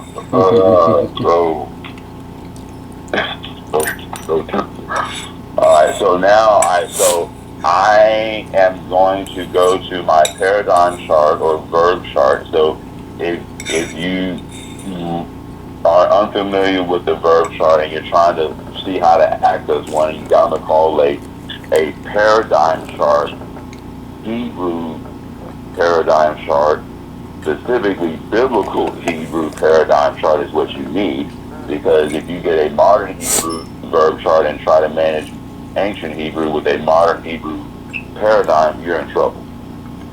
Not the same language, you're going to fail miserably. So you need an ancient Hebrew paradigm. Paradigm means model behavior. What should you expect to see? He model. Alright, a paradigm chart. If you can't remember that word, remember paradigm. Paradigm. That's how it's spelled. Paradigm. Alright, paradigm. You can't remember that? Put in verb chart. It should populate. You need to have this thing and keep that thing on you. Like when people talk about, I keep that thing on me, I keep that thing on me. I'll be at the gas station, someone look at me funny, like, nigga, what you trying to parse? What is it?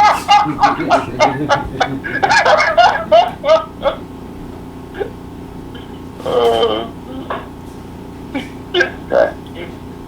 Alright. So we have our verb chart in hand. Alright, and so I was saying that this is a definite article, but Elder Stein was like, nah, go on the phone, that's not correct. And so now he's going to reference this chart to substantiate that position. Alright, so now where should I be going so that I can see your position? Vowel consonantal verbs.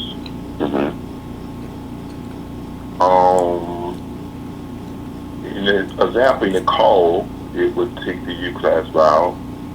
Call, and also take a yo with I class vowel, and also it take a call with an O class vowel, and which brings us back to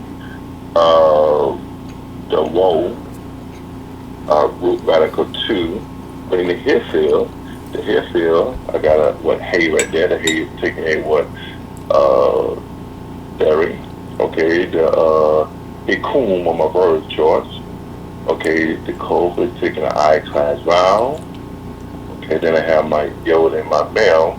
The dead giveaway. A king. If a king is the third master singer perfect verb.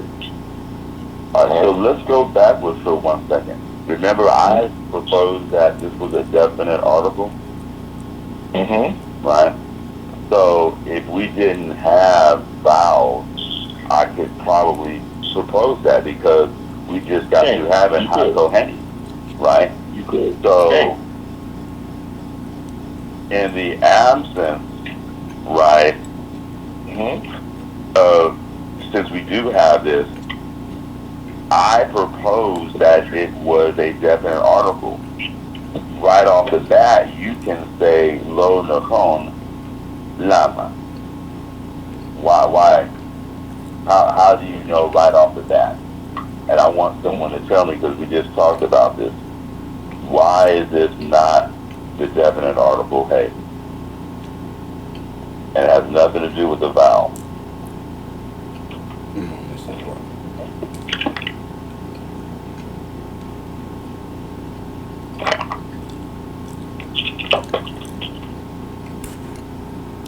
I want everyone to engage the ladies. If there's a lady or a sister in the room with you that's been listening, I want everyone that's been listening to engage the women in their respective areas, and I want the women to answer this question: why is this not a definite article?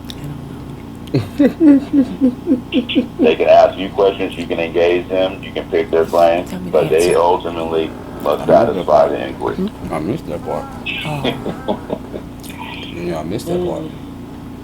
So you got to ask them the right questions so they give you the right answer. Change. Wait, my Isha to come back. Okay.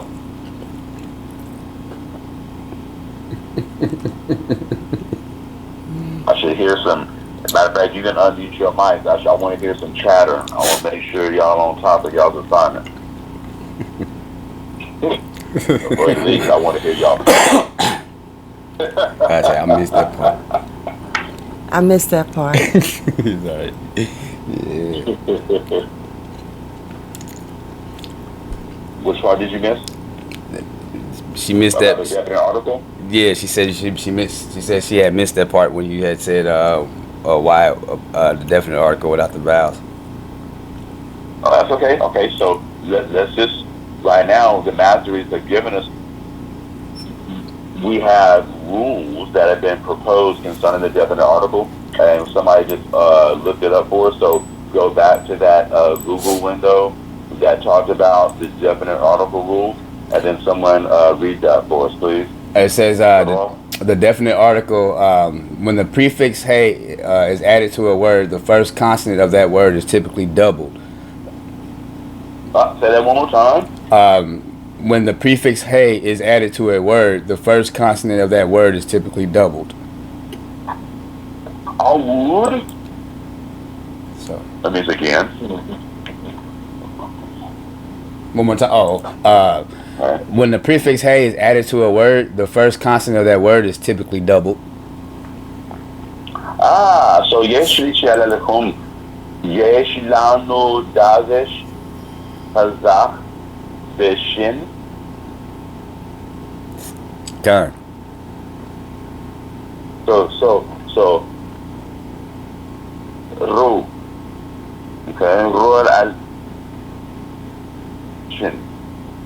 So you see the word, all right, and what's our first consonant? Hey. After the hey? Shin. So, Yesh lanu. So do we have yesh lanu dagesh chazak behashem hazeh? Do we have a so yesh lanu? Do we have there is to us yesh lanu dagesh chazak? Do you see?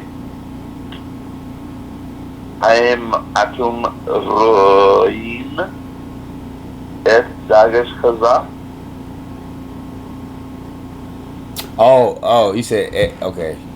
At Dagesh Kazan. Oh, No, we don't. Yeah, we don't see that. I don't think we don't see the Dagesh Kazan. so okay. Just want to make sure. Everyone in agreement? Do we see a dagesh chazak in the shin?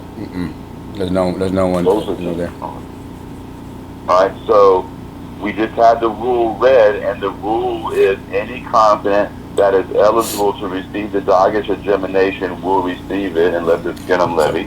Right, we'll talk about that later. But in this case, we should be seeing the dagesh of gemination, right? Right. Hold on, just a second, Professor. So what he's saying is this right here, because on this hay right here, on the hakohen, that following consonant has a dagesh, so we know that it's doubling on that right here. But on this one, on Hashev, there's no dagesh in the sin. It's not double. Right, so it's not double. So that right there is a dead. He said it's a dead giveaway. It's a dead giveaway. Did I say that? I said that correctly, correct? Yeah, that's right. Yeah, that's perfect. Yeah, that's perfect. So did that make sense? So we got a chance to hear that conversation. Okay. And that's important because our science at some point, like these little things only become valuable when you run into someone that lies for a living on the internet. Gotcha. And you're like, nah, man, bro, you straight up lying to the people. Right. Bereshit bara Elohim cannot mean in the beginning he created God. Stop that. Right? So you need to understand the grammar well enough to be able to substantiate why certain things should not be. Right? Alright. So now you guys help me by elucidating my error. This was not the definite article. Alright, Elder Shael has now purposed me to understand that this should be understood to be a what again, Elder Shael? What should I understand? It should be perfect. If your purpose earth and sustainment, coming from the biocounseling verbs now. Okay. And so the Hifil, Binyan Hifil is responsible for what? What should it be conveying to me? It should be conveying to you causes of action. It should Causes of action. Uh-huh. I like that. Alright, so since we know that Hifil conveys causes of action, now we need to look at the shorish. What is the shorish? What is the root of this particular construct? Shin, Wo, Beit. Alright, so now we need to go to Shin Wo Bei and establish the semantic value for that particular root conjugated within the Hifil Binyan. Because I thought this was a definite article. I just knew this was Eleazar, Bain Aharon, HaKohen, Hashem. I'm just lost. So y'all got to fix this. I had a whole doctrine based on this, so I don't know what to do with myself now. Man, that interpretation went through the whole thing taped off. I had niggas stabbing people for talking people crazy because this nigga's the Hashem. You know what I'm saying? It's like you talk crazy to the toe and he gonna shit. So I didn't have people going out here shitting people. Lord have mercy. Yeah,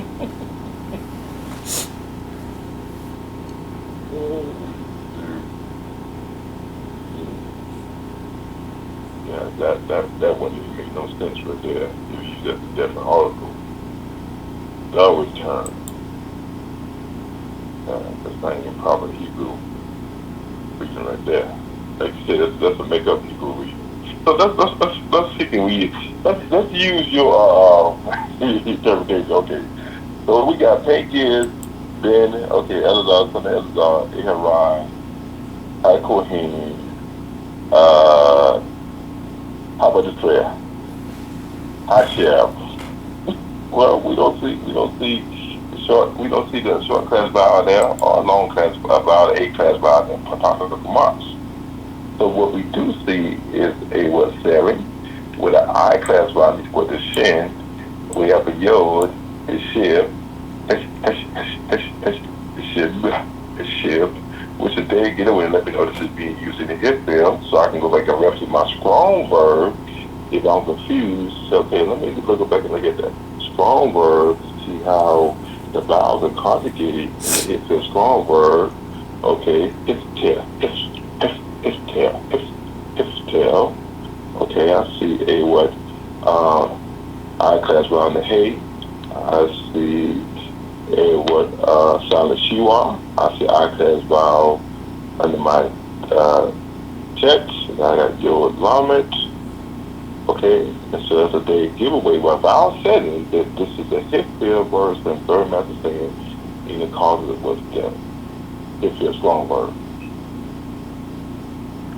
So semantically, like I don't have a BDB. So what does shin wo bait mean in the simple active? Okay. Shin wo bait active that we call the call stem. Okay. Call stem, which is better known as the active voice. Okay. Let's see.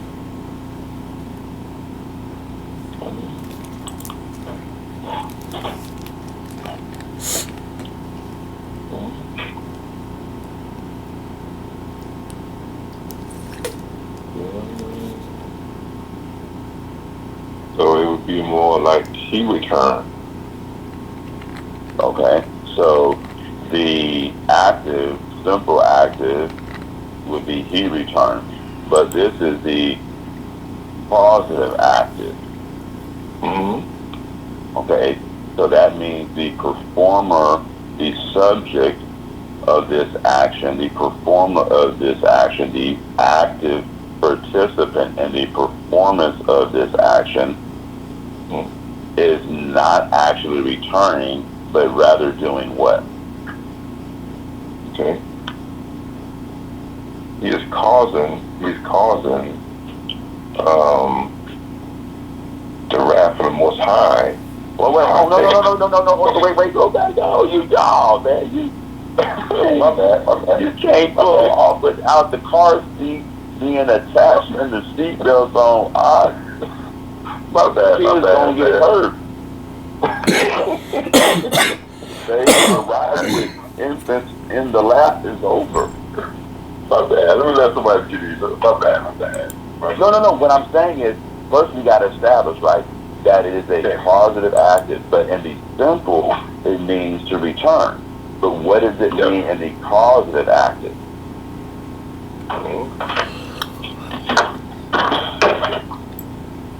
And the causative active means that in this context, the subject is causing something to turn away. Yeah. All right. Hold on. But wait a minute. Hold on. Slow down, because you got to go bit by bit. Because you have to count. Because remember, I was saying this was a definite article, so we got to help me to understand that this is a verb and not an emphatic noun. You see what I'm saying? So now that you said, okay, no. Look at the vowel, and then look at the absence, the conspicuous absence of the diagonal gemination in the shin. This is not an emphatic noun. This is a third masculine singular suffix conjugation from the hip-fill stem. right? And I'm like, well, okay, so how does that shape up? Because the simple active is a non-transitive verb. You know what I mean? He returned. He did this. You know what I mean? So in this case, if you're saying causative active, that means it would have to be a transitive verb. It would be acting upon something. Yeah? So you're going to have to substantiate your position that this has gone from the simple active intransitive verb to an active causative active, which would be transitive. It must be doing something to something else. Now, how are you going to substantiate your position that this is indeed a transitive verb? Okay, so I was just reading that said that. Okay, accuses of my. Oh, so are you saying that direct object marker which would be pointing to a transitive? Yeah. So remember, so for everyone tuning in, so a transitive verb means that we have a verb that is carrying action like a punch to something directly. Intransitive verb is like I'm walking. I could be walking towards somewhere. I could be walking from somewhere, right? But I'm not doing something directly to another object. Now, if I strike something or someone, that may perform an action directly against or towards another object. It's the direct recipient of the action. So in this case, whereas I was attempting to assert that the Haitian was an emphatic noun, Elder Shire was so gracious to elucidate my most egregious error and say that no, this is indeed an epithetical causative active verb. And then he further substantiated his case with the positioning of the conspicuous article, the accusative, meaning that was to follow is going to be a direct object or a definite direct object. Yeah? Alright. Okay. So does everyone understand how that works? Yes, I do.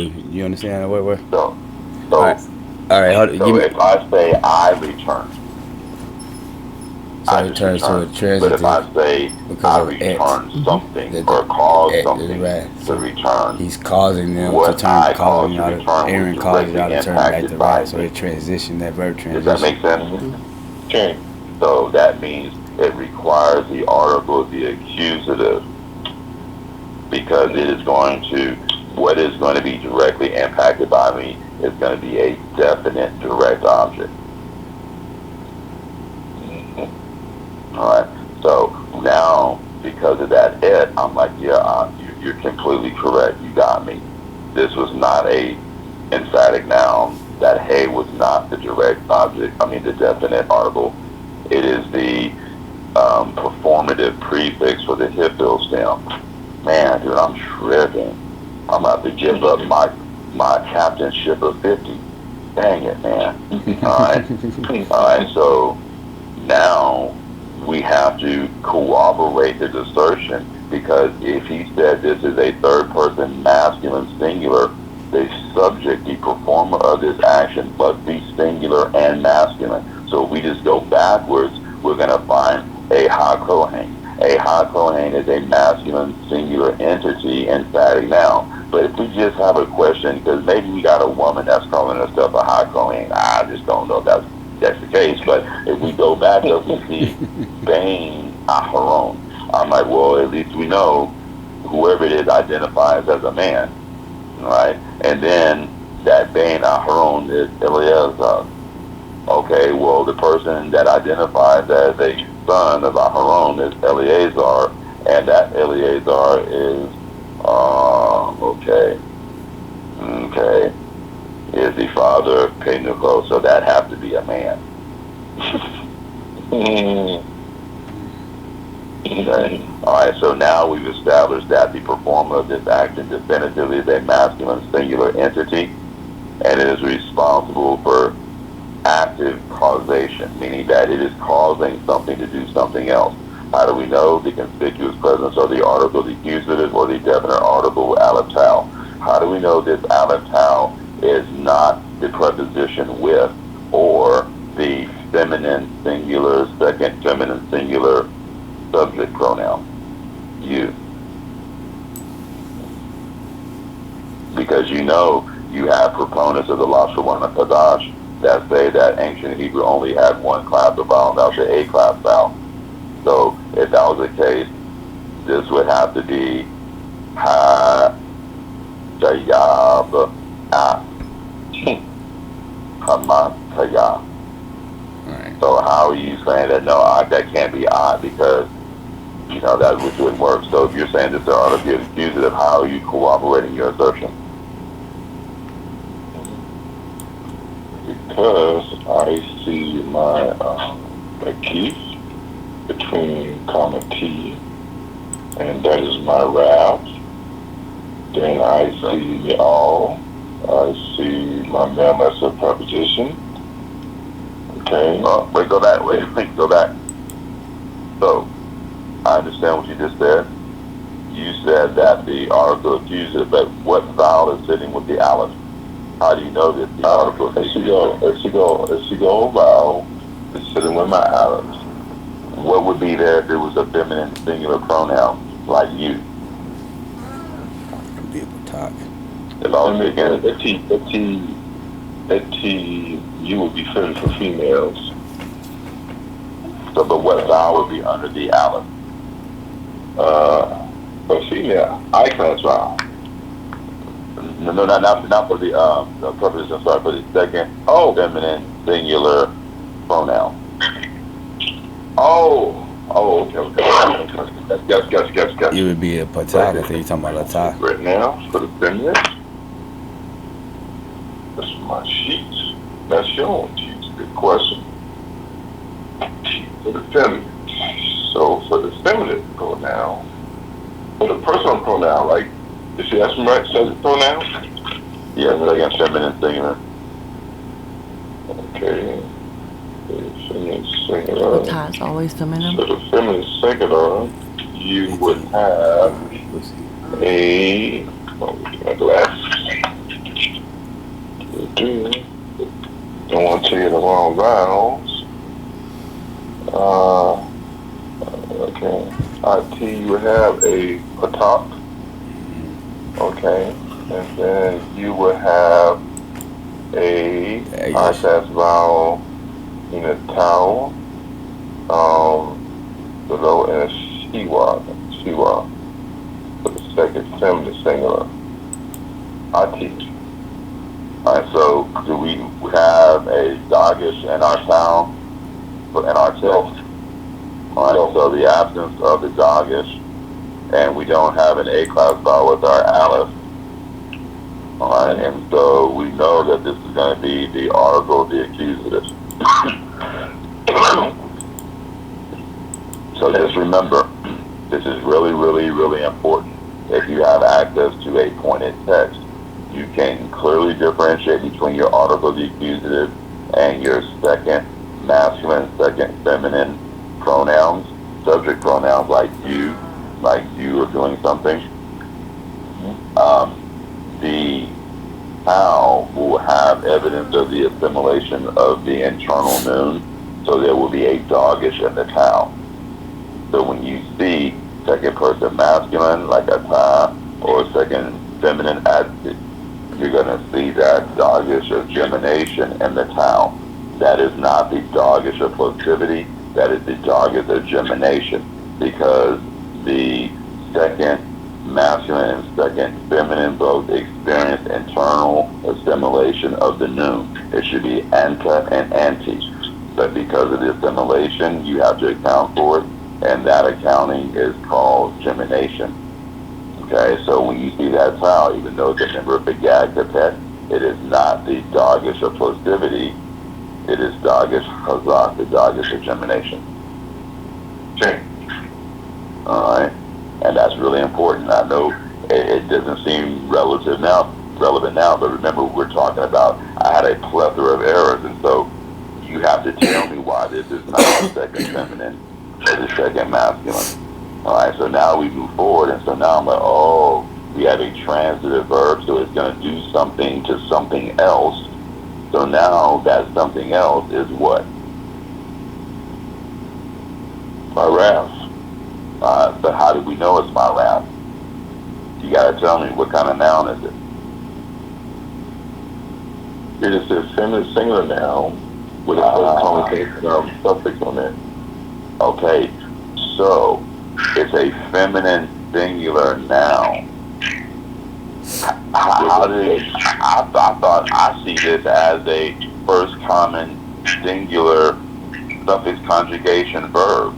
You know what I'm saying? I was hot. Come on. You know what I'm saying? So you gotta tell me why it's not that, because I have a tau hirik yod attached to a chat and a mem. So I'm just saying that this is a first person, okay, G stem, first person, common singular suffix conjugation from chat mem mem. Now you gotta tell me why it's not.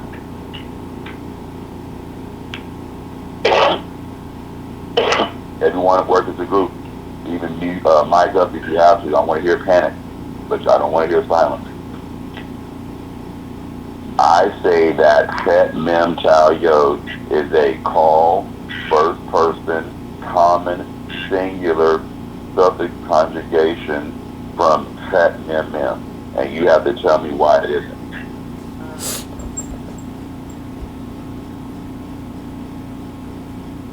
You said, a feminine singular noun with a first person common singular pronominal possessive suffix.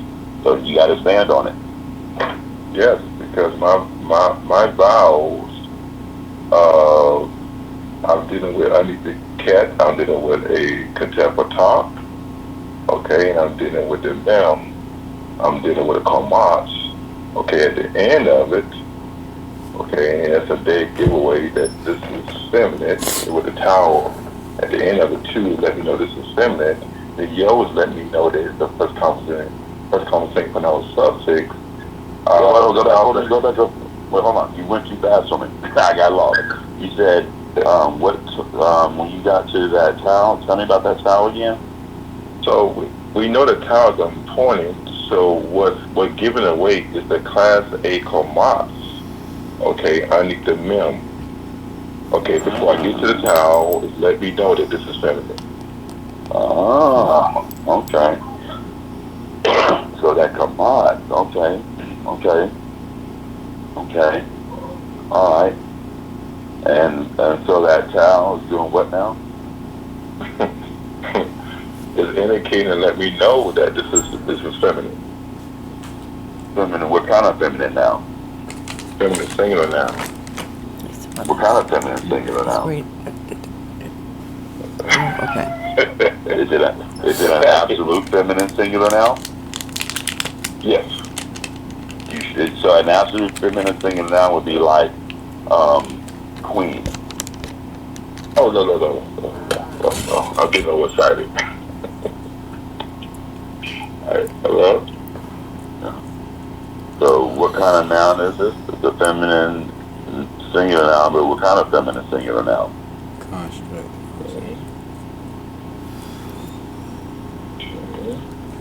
So just think about all the things that I should know about a noun. People, place, and thing. Abstract noun.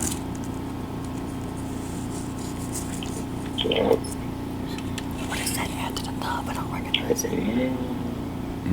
I don't recognize what that is after the dove. Point to it. Yeah.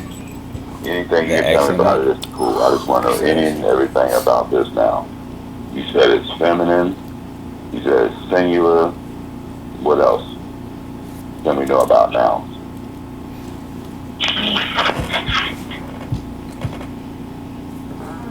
The nouns can tell us the gender. Yes. Would it be a number? Again, please.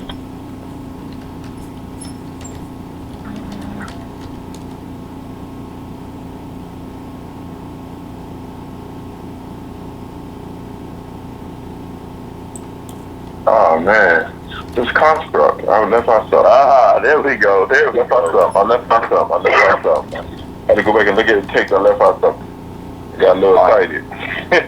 Okay, so remember, when you've done this 250 million times, what means nothing to you means everything to someone else, and you don't know it means something until you run across someone that is erroneous.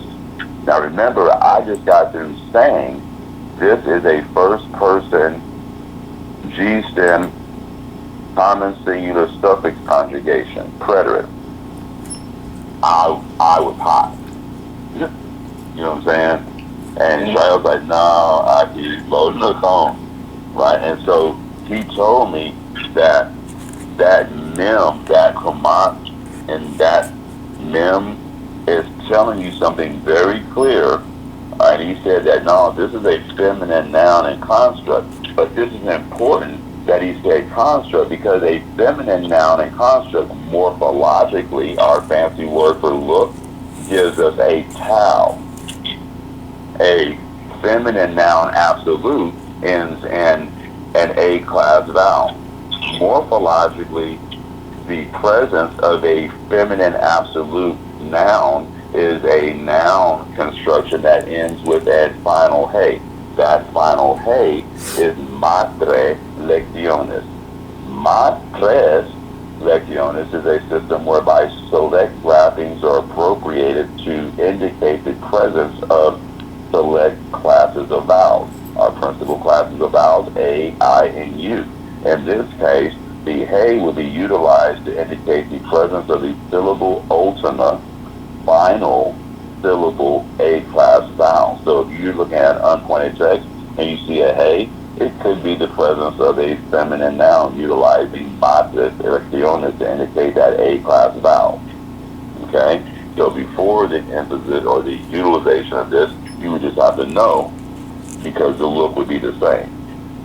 But the final A-class vowel would be vocalized, so we use this hey. Alright? Alright, so now, if in construct form, this hey becomes a tau. So the feminine noun in construct removes the hey, replaces it with a tau. So, like, if I was going to say Queen Malachi, Queen of is Malachi. Malachi Yehuda, the Queen of Judah. Malachi Yisrael, the Queen of Israel.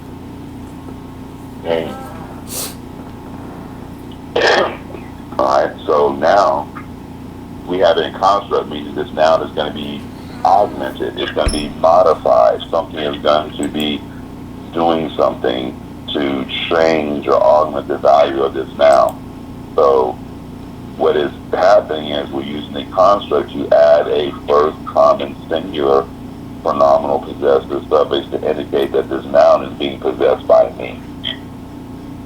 Alright, and we could not have accomplished that in the absence of that tau. So we needed that tau to do that.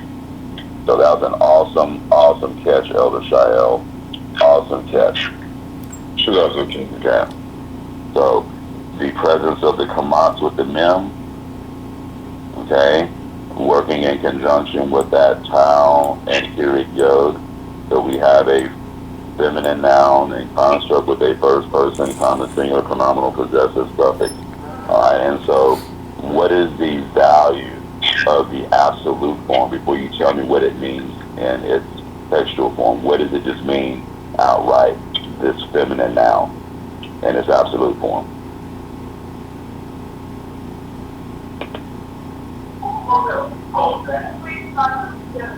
So the feminine form, the absolute form, would be my wrath. Well, no, just absolute. Oh. Like if I was looking in the BDB, how would it look in the BDB, just without any... It's like a cat, mem, hey. That shit was rude. Okay, and then cat, mem, hey means what? It means what? Heat, range, hot, displeasure. It still would be feminine noun, feminine singular noun. Okay, so in the verb form and the G stem, is it be hot? Is it like a stated verb to be hot? In the verb form. Okay. Just look, finding the verb form.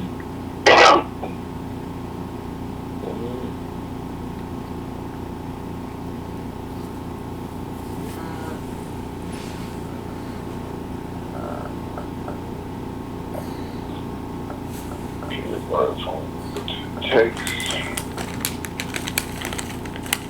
So if you're at home and you have access to a BDB or some type of lexicon, I want you to look up het mem hey. Right? Is that our shorish? Is that our root? Okay. Alright, so if we're proposing het mem hey is our root, what does it mean in the verb form? 1 second. Anger, wrath, or passion, heat.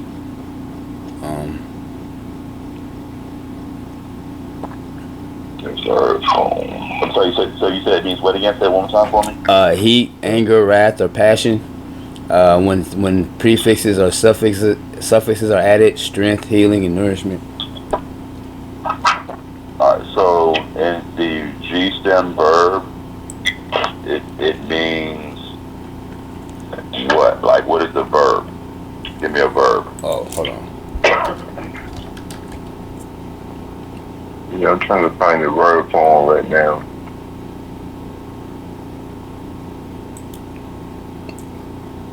Would it And the reason I'm having chamam?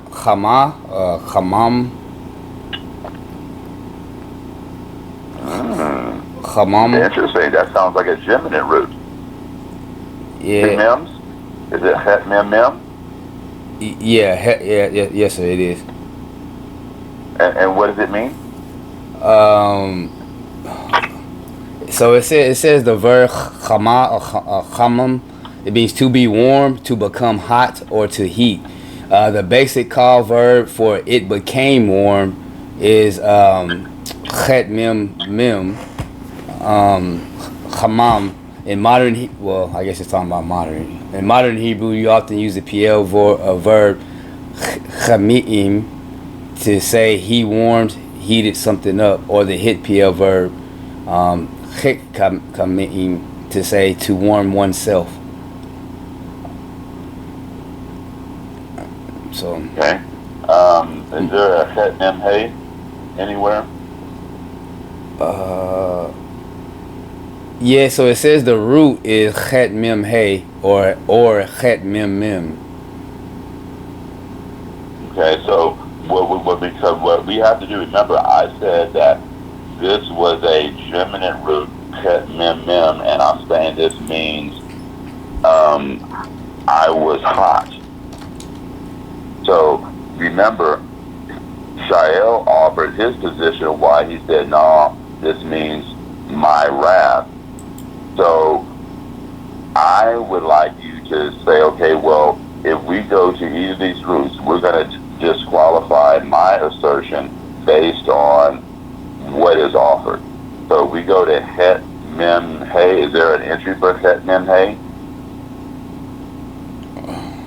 And then if someone will say, hey, I'll look at het mem hey, then another person can say, I'll look at het mem mem. And if they're the same place, then we can save ourselves some time. Okay. I'm looking up right now. Catch mem hey, right? Okay, yeah. Who's going to look at het mem mem? Catch mem mem. I'll give you 1 second. No, I'm just saying someone can look up one, someone can look up the other. If you have a BDB. If you don't have it, it's all good. Okay. The Hebrew Chaldean lexicon. Yeah,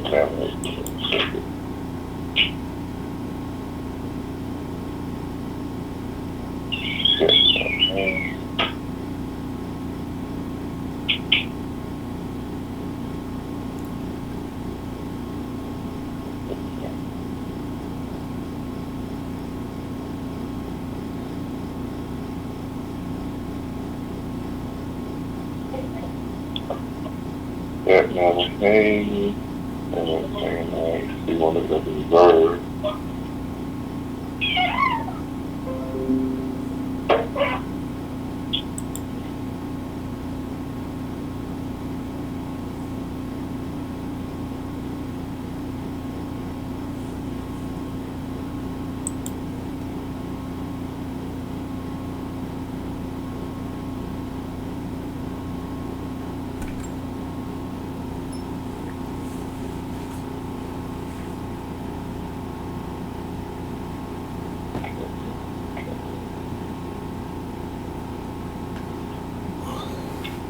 It's very interesting. Yeah, I don't have the BDB. I gotta get it. I gotta get a Trying BDB. cat man. I gotta get a BDB and a DHS. So was anyone able to find a Tetman Hay? I wasn't. In the lexicon, in Sorry, say again. in Chaldee lexicon, they have root not used. Then give me the average. But then it does give me the cat them hey at the feminine singular now. So now then they faked it. You got to fake it right too. And now they're supposed to look up cat mem gentle verb.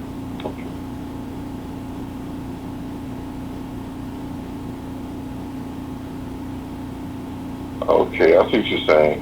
Very interesting. So it is a gentle verb. So I do see cat mem is the creature, yakum, and to be a grow warm, tikkun hayam in the heat of the day and heat of noon. And let's see what it's reference to.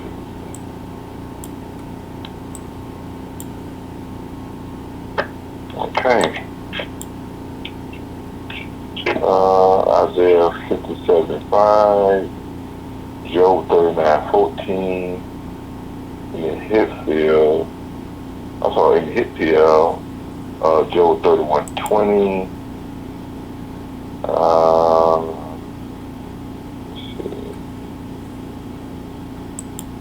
and it's also as a short version of a Cam, which is the name. So wow, teach. Ooh, man. Yeah, I'm really glad I'm going to be coming out with doctrines every week, man. Lamentation, no, my bad. Lamentation 2:6, Job 15:33. So it's a genitive. It comes from a genitive verb.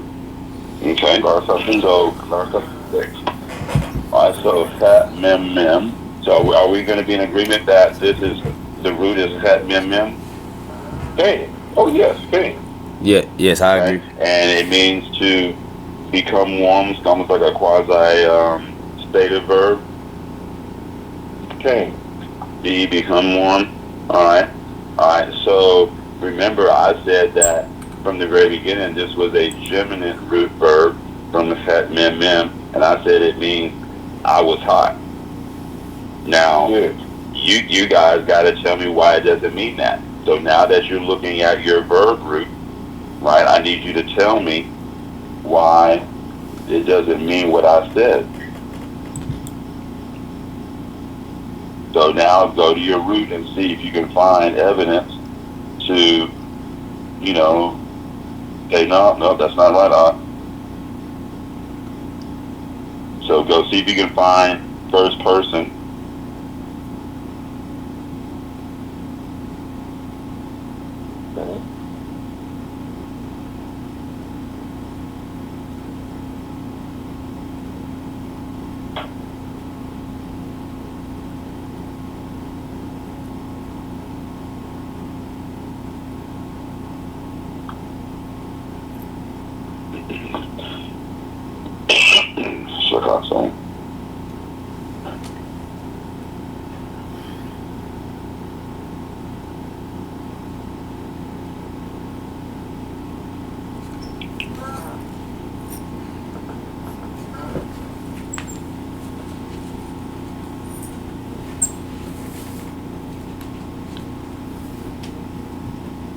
Well, I got a feeling we went over some of these phrases before.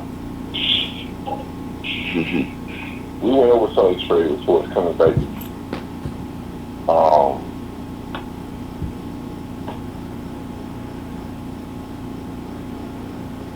I do not see it.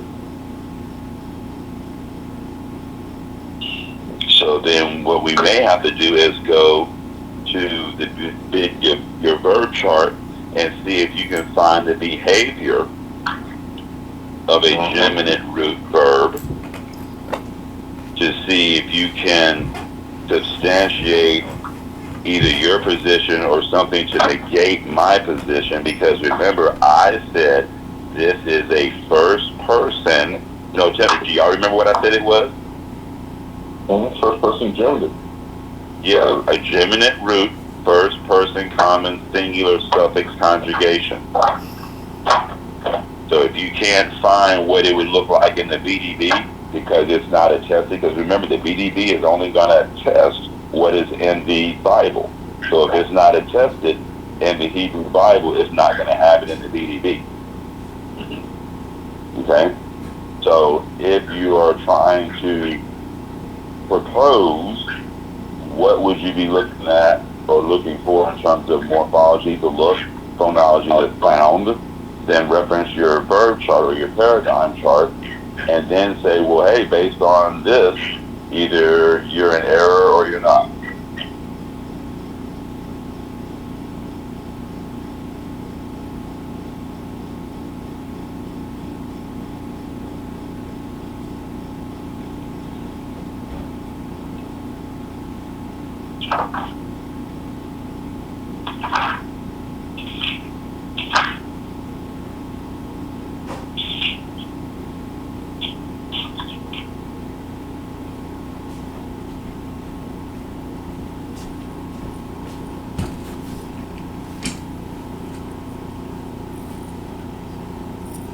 Trying to figure out the same thing we left.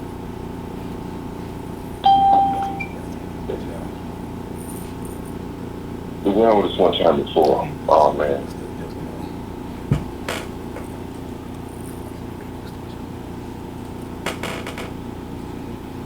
So I'm looking at my gender verbs. I'm looking for the call.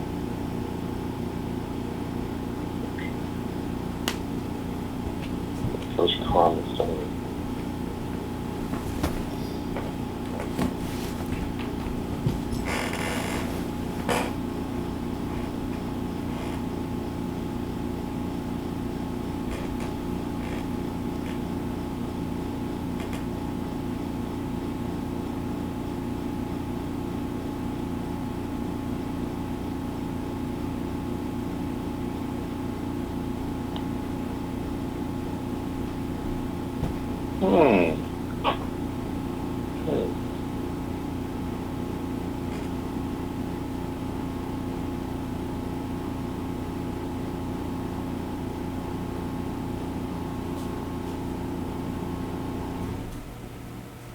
Shoot.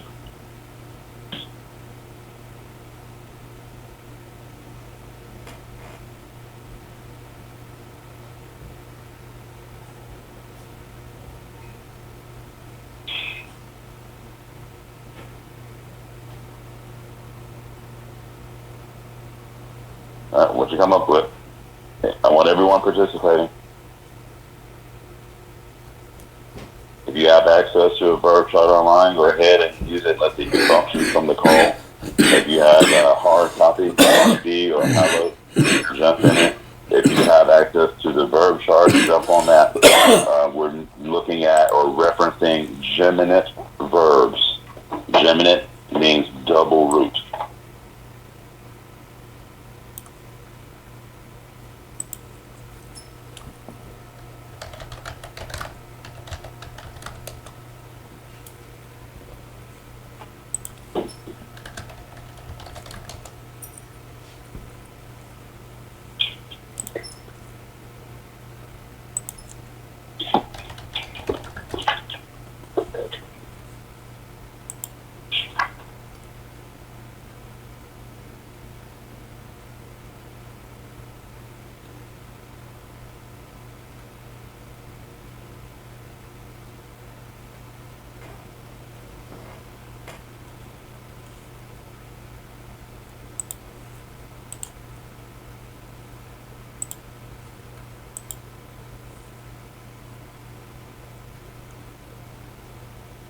How come it's so quiet?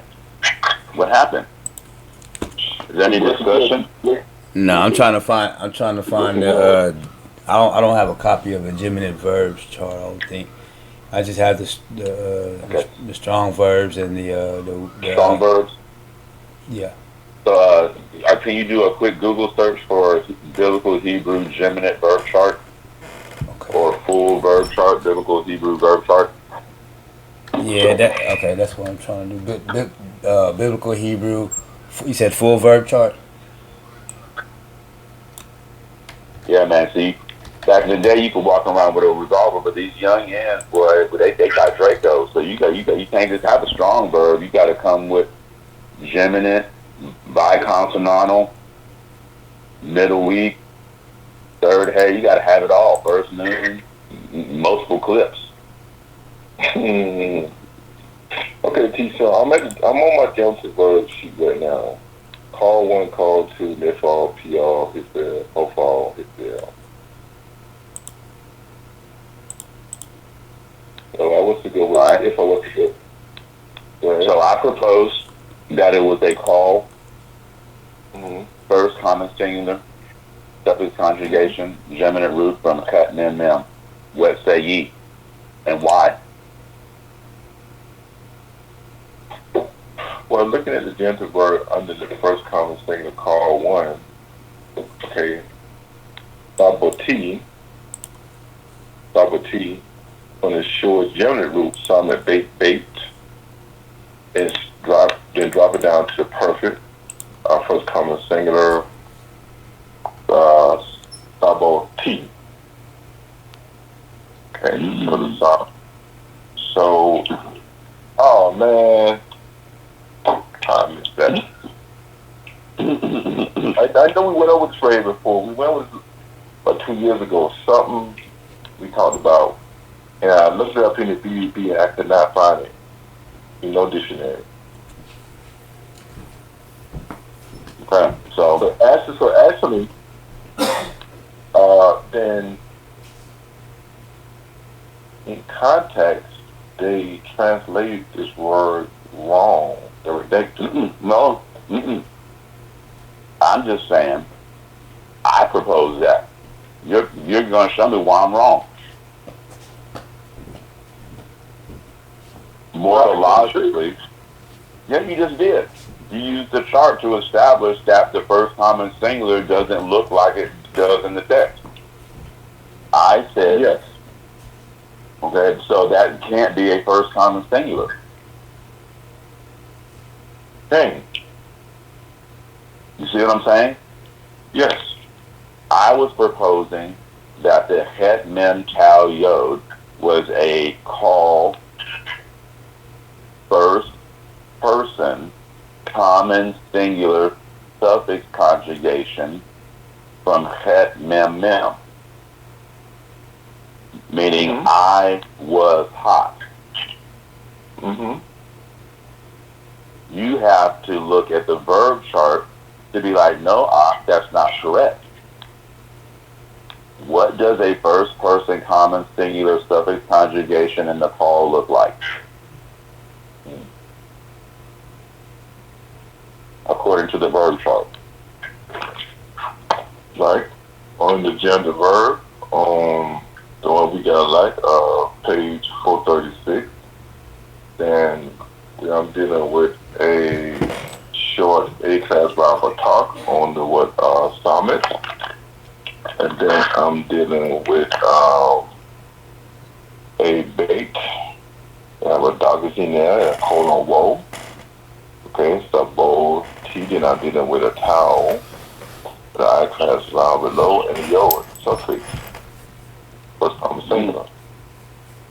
So that doesn't look like our word in the text that I was trying to say was the first common singular, right? No. So now we have to disqualify my notion that this was a verb. Now, the other dead giveaway is that we have that out of tau. The out of tau, as the article of the accuser, should be introducing a definite direct object. Generally, that definite direct object is a noun.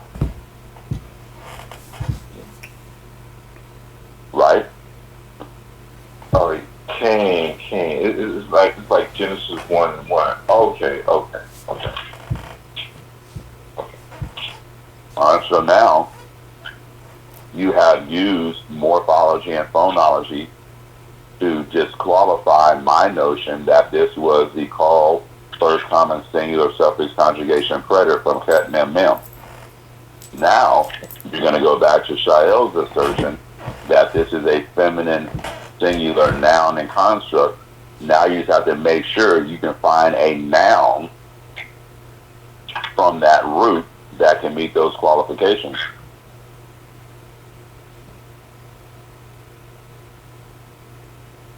Does everyone understand what just happened? Yes. I put a picture in the group. Page 263 in the Analytical Hebrew and Chaldee Lexicon. So I highlight and put a picture in the group. So I find, like you say, teach, or that saying root kept and the feminine singular. So I put it in group. So did anyone find a feminine singular noun? You said you did find a feminine singular noun?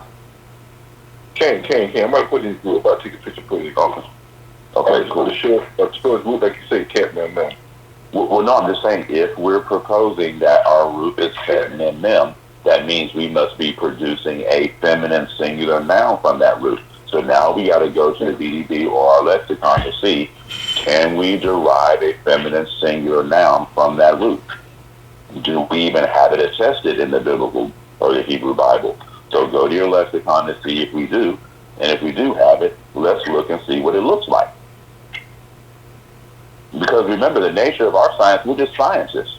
We're forensic scientists. We show up and we look at the evidence. We don't add evidence. We don't be sprinkling fingerprints on stuff. You know what I'm saying? All right, I'm about to take a picture right now. Put it in group.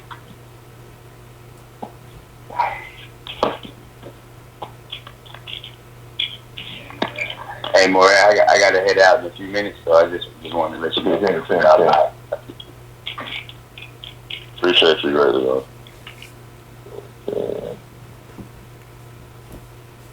I'm about to put it in the group right now.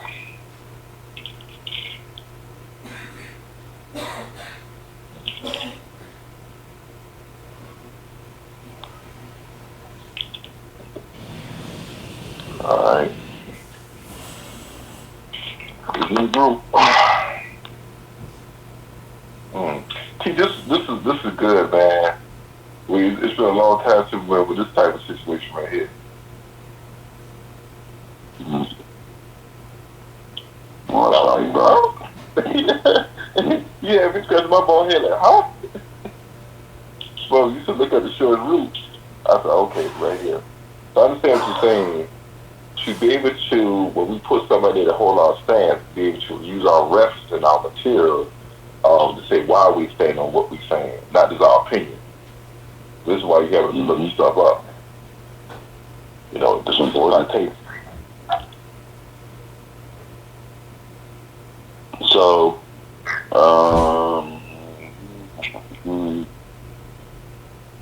so the question is,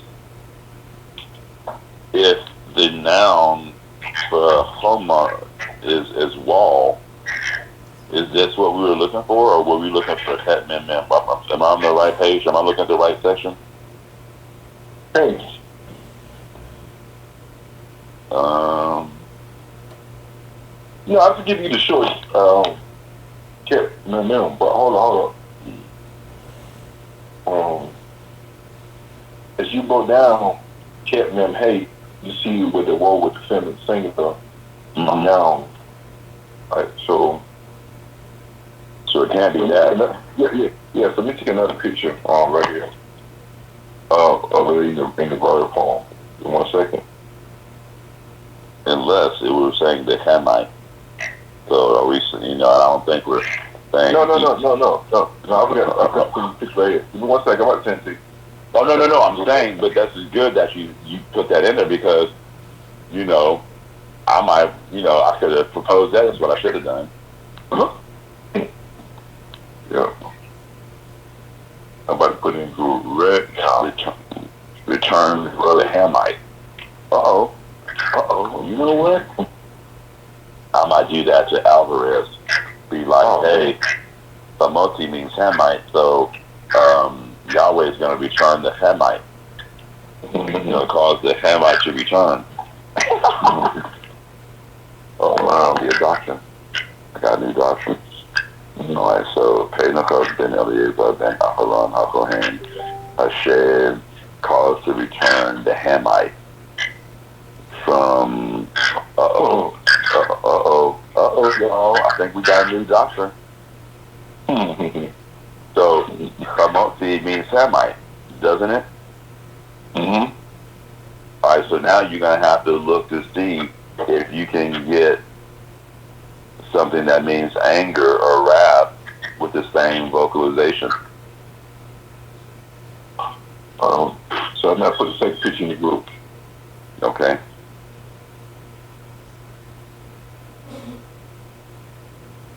Oh,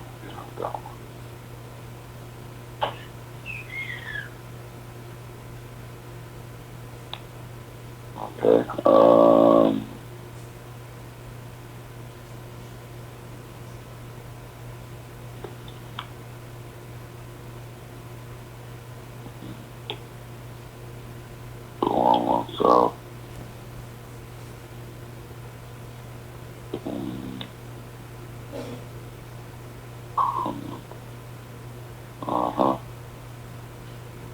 So Haman.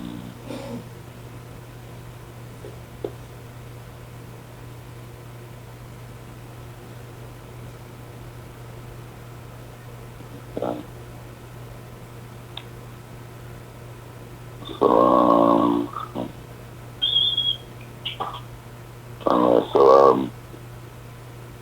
can you read it off for me? So for those that can't see it.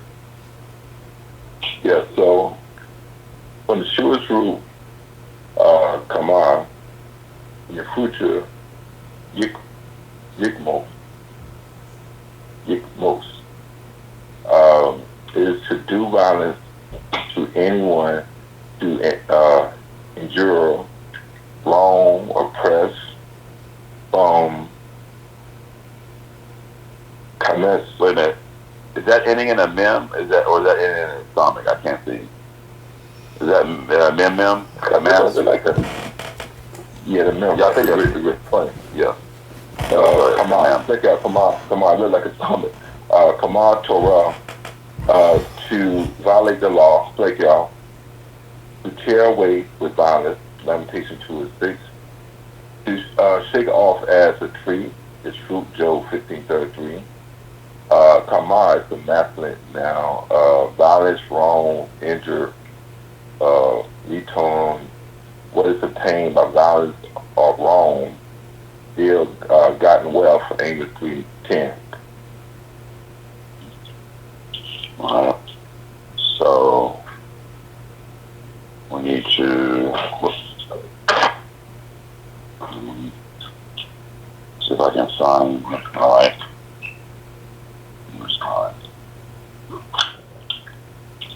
So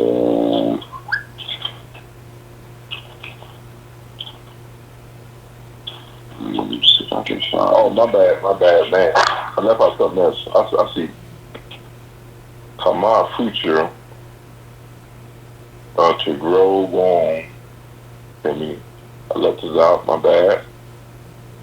Don't hold it to my charge, y'all. Don't hold it to my charge. I gotta put something else in the group. Bear with me. A lot more information.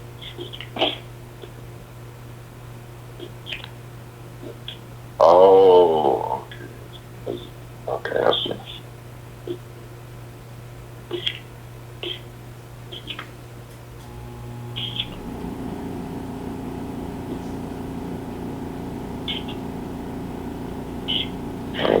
Bear with me.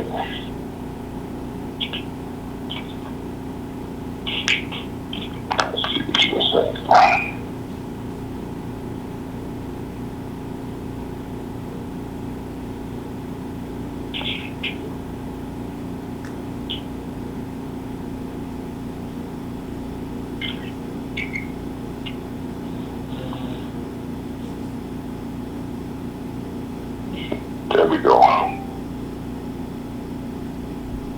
more information. Okay.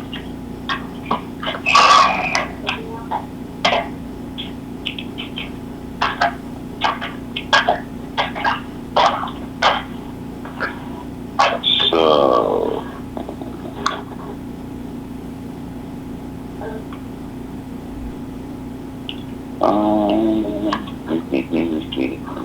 so I'm wondering. All right, so I was hoping that I would have been able to find a way to, you know, lead us to find why I'm wrong. And you can be like, hey, no, you're wrong because of this reason.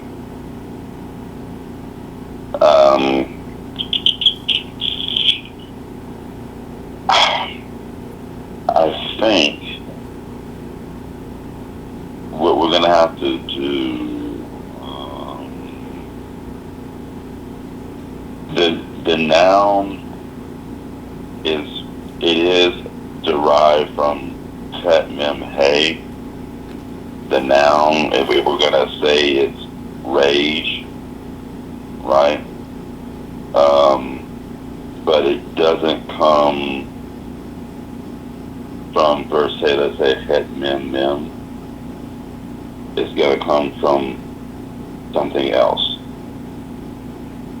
And I just didn't really know how to get us there, other than say like, okay, well, if I believe it's this, then you can kind of exhaust those avenues to show why I was wrong.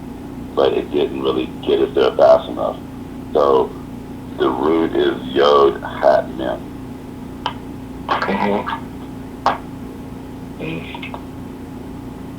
So if everyone looks up yod hat mem,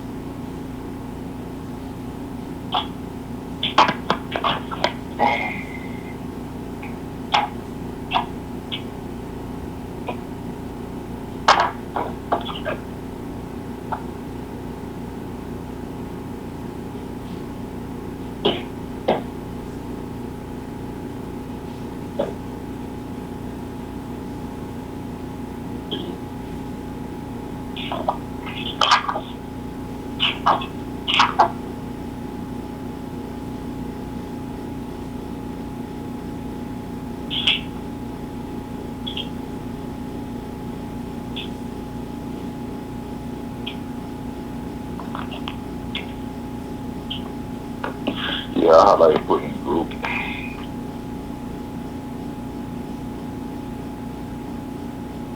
To be hot warm, hot with.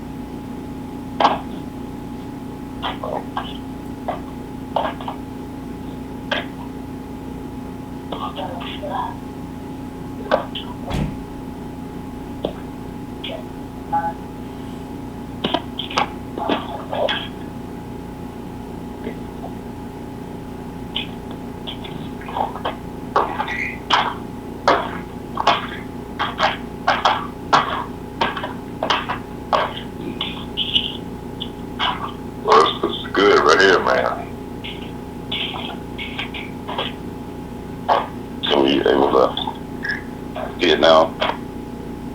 Yeah, that's interesting, man. That's interesting. Very interesting. So I appreciate, your patience and you allowing me Yes. Oh, it's good, man. Look here, we about to start doing some more, man. Start doing some more when you ain't busy. So we'll do a part 2 tomorrow, just right here? Yeah, we can link up, man. So again, everyone, I appreciate your time and you allowing me to hang out with you guys. I'm not sure how normally you go, but I thought it was a good opportunity to kind of show how important, the look and sound impacts it. Oh, this is good right here, man. This is good. This is good right here. Thank you for your recording, so it's good. Okay. All right, well, so I'm here, man. I'll let you get back to the rest of your readings and everything. And again, I appreciate you greatly. What time we gonna? What time we gonna do it tomorrow? Okay. Say again one time, what did you say? What time are we gonna do it? What time are we gonna do it tomorrow? So just hit me up in the morning, whenever you become, open-minded, awake and want to deal with humans, At 2 p.m. Central Standard Time is when I do the beginners Hebrew makeup classes. So if it's around that time, we can either do it before or after. Okay. Righteous. All right, love you more, man. Appreciate you. Okay. All right. Appreciate you. All right. Shalom, shalom. Shalom.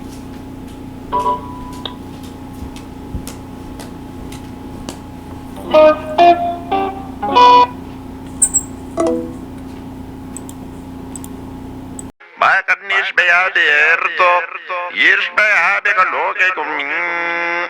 Genesh hacho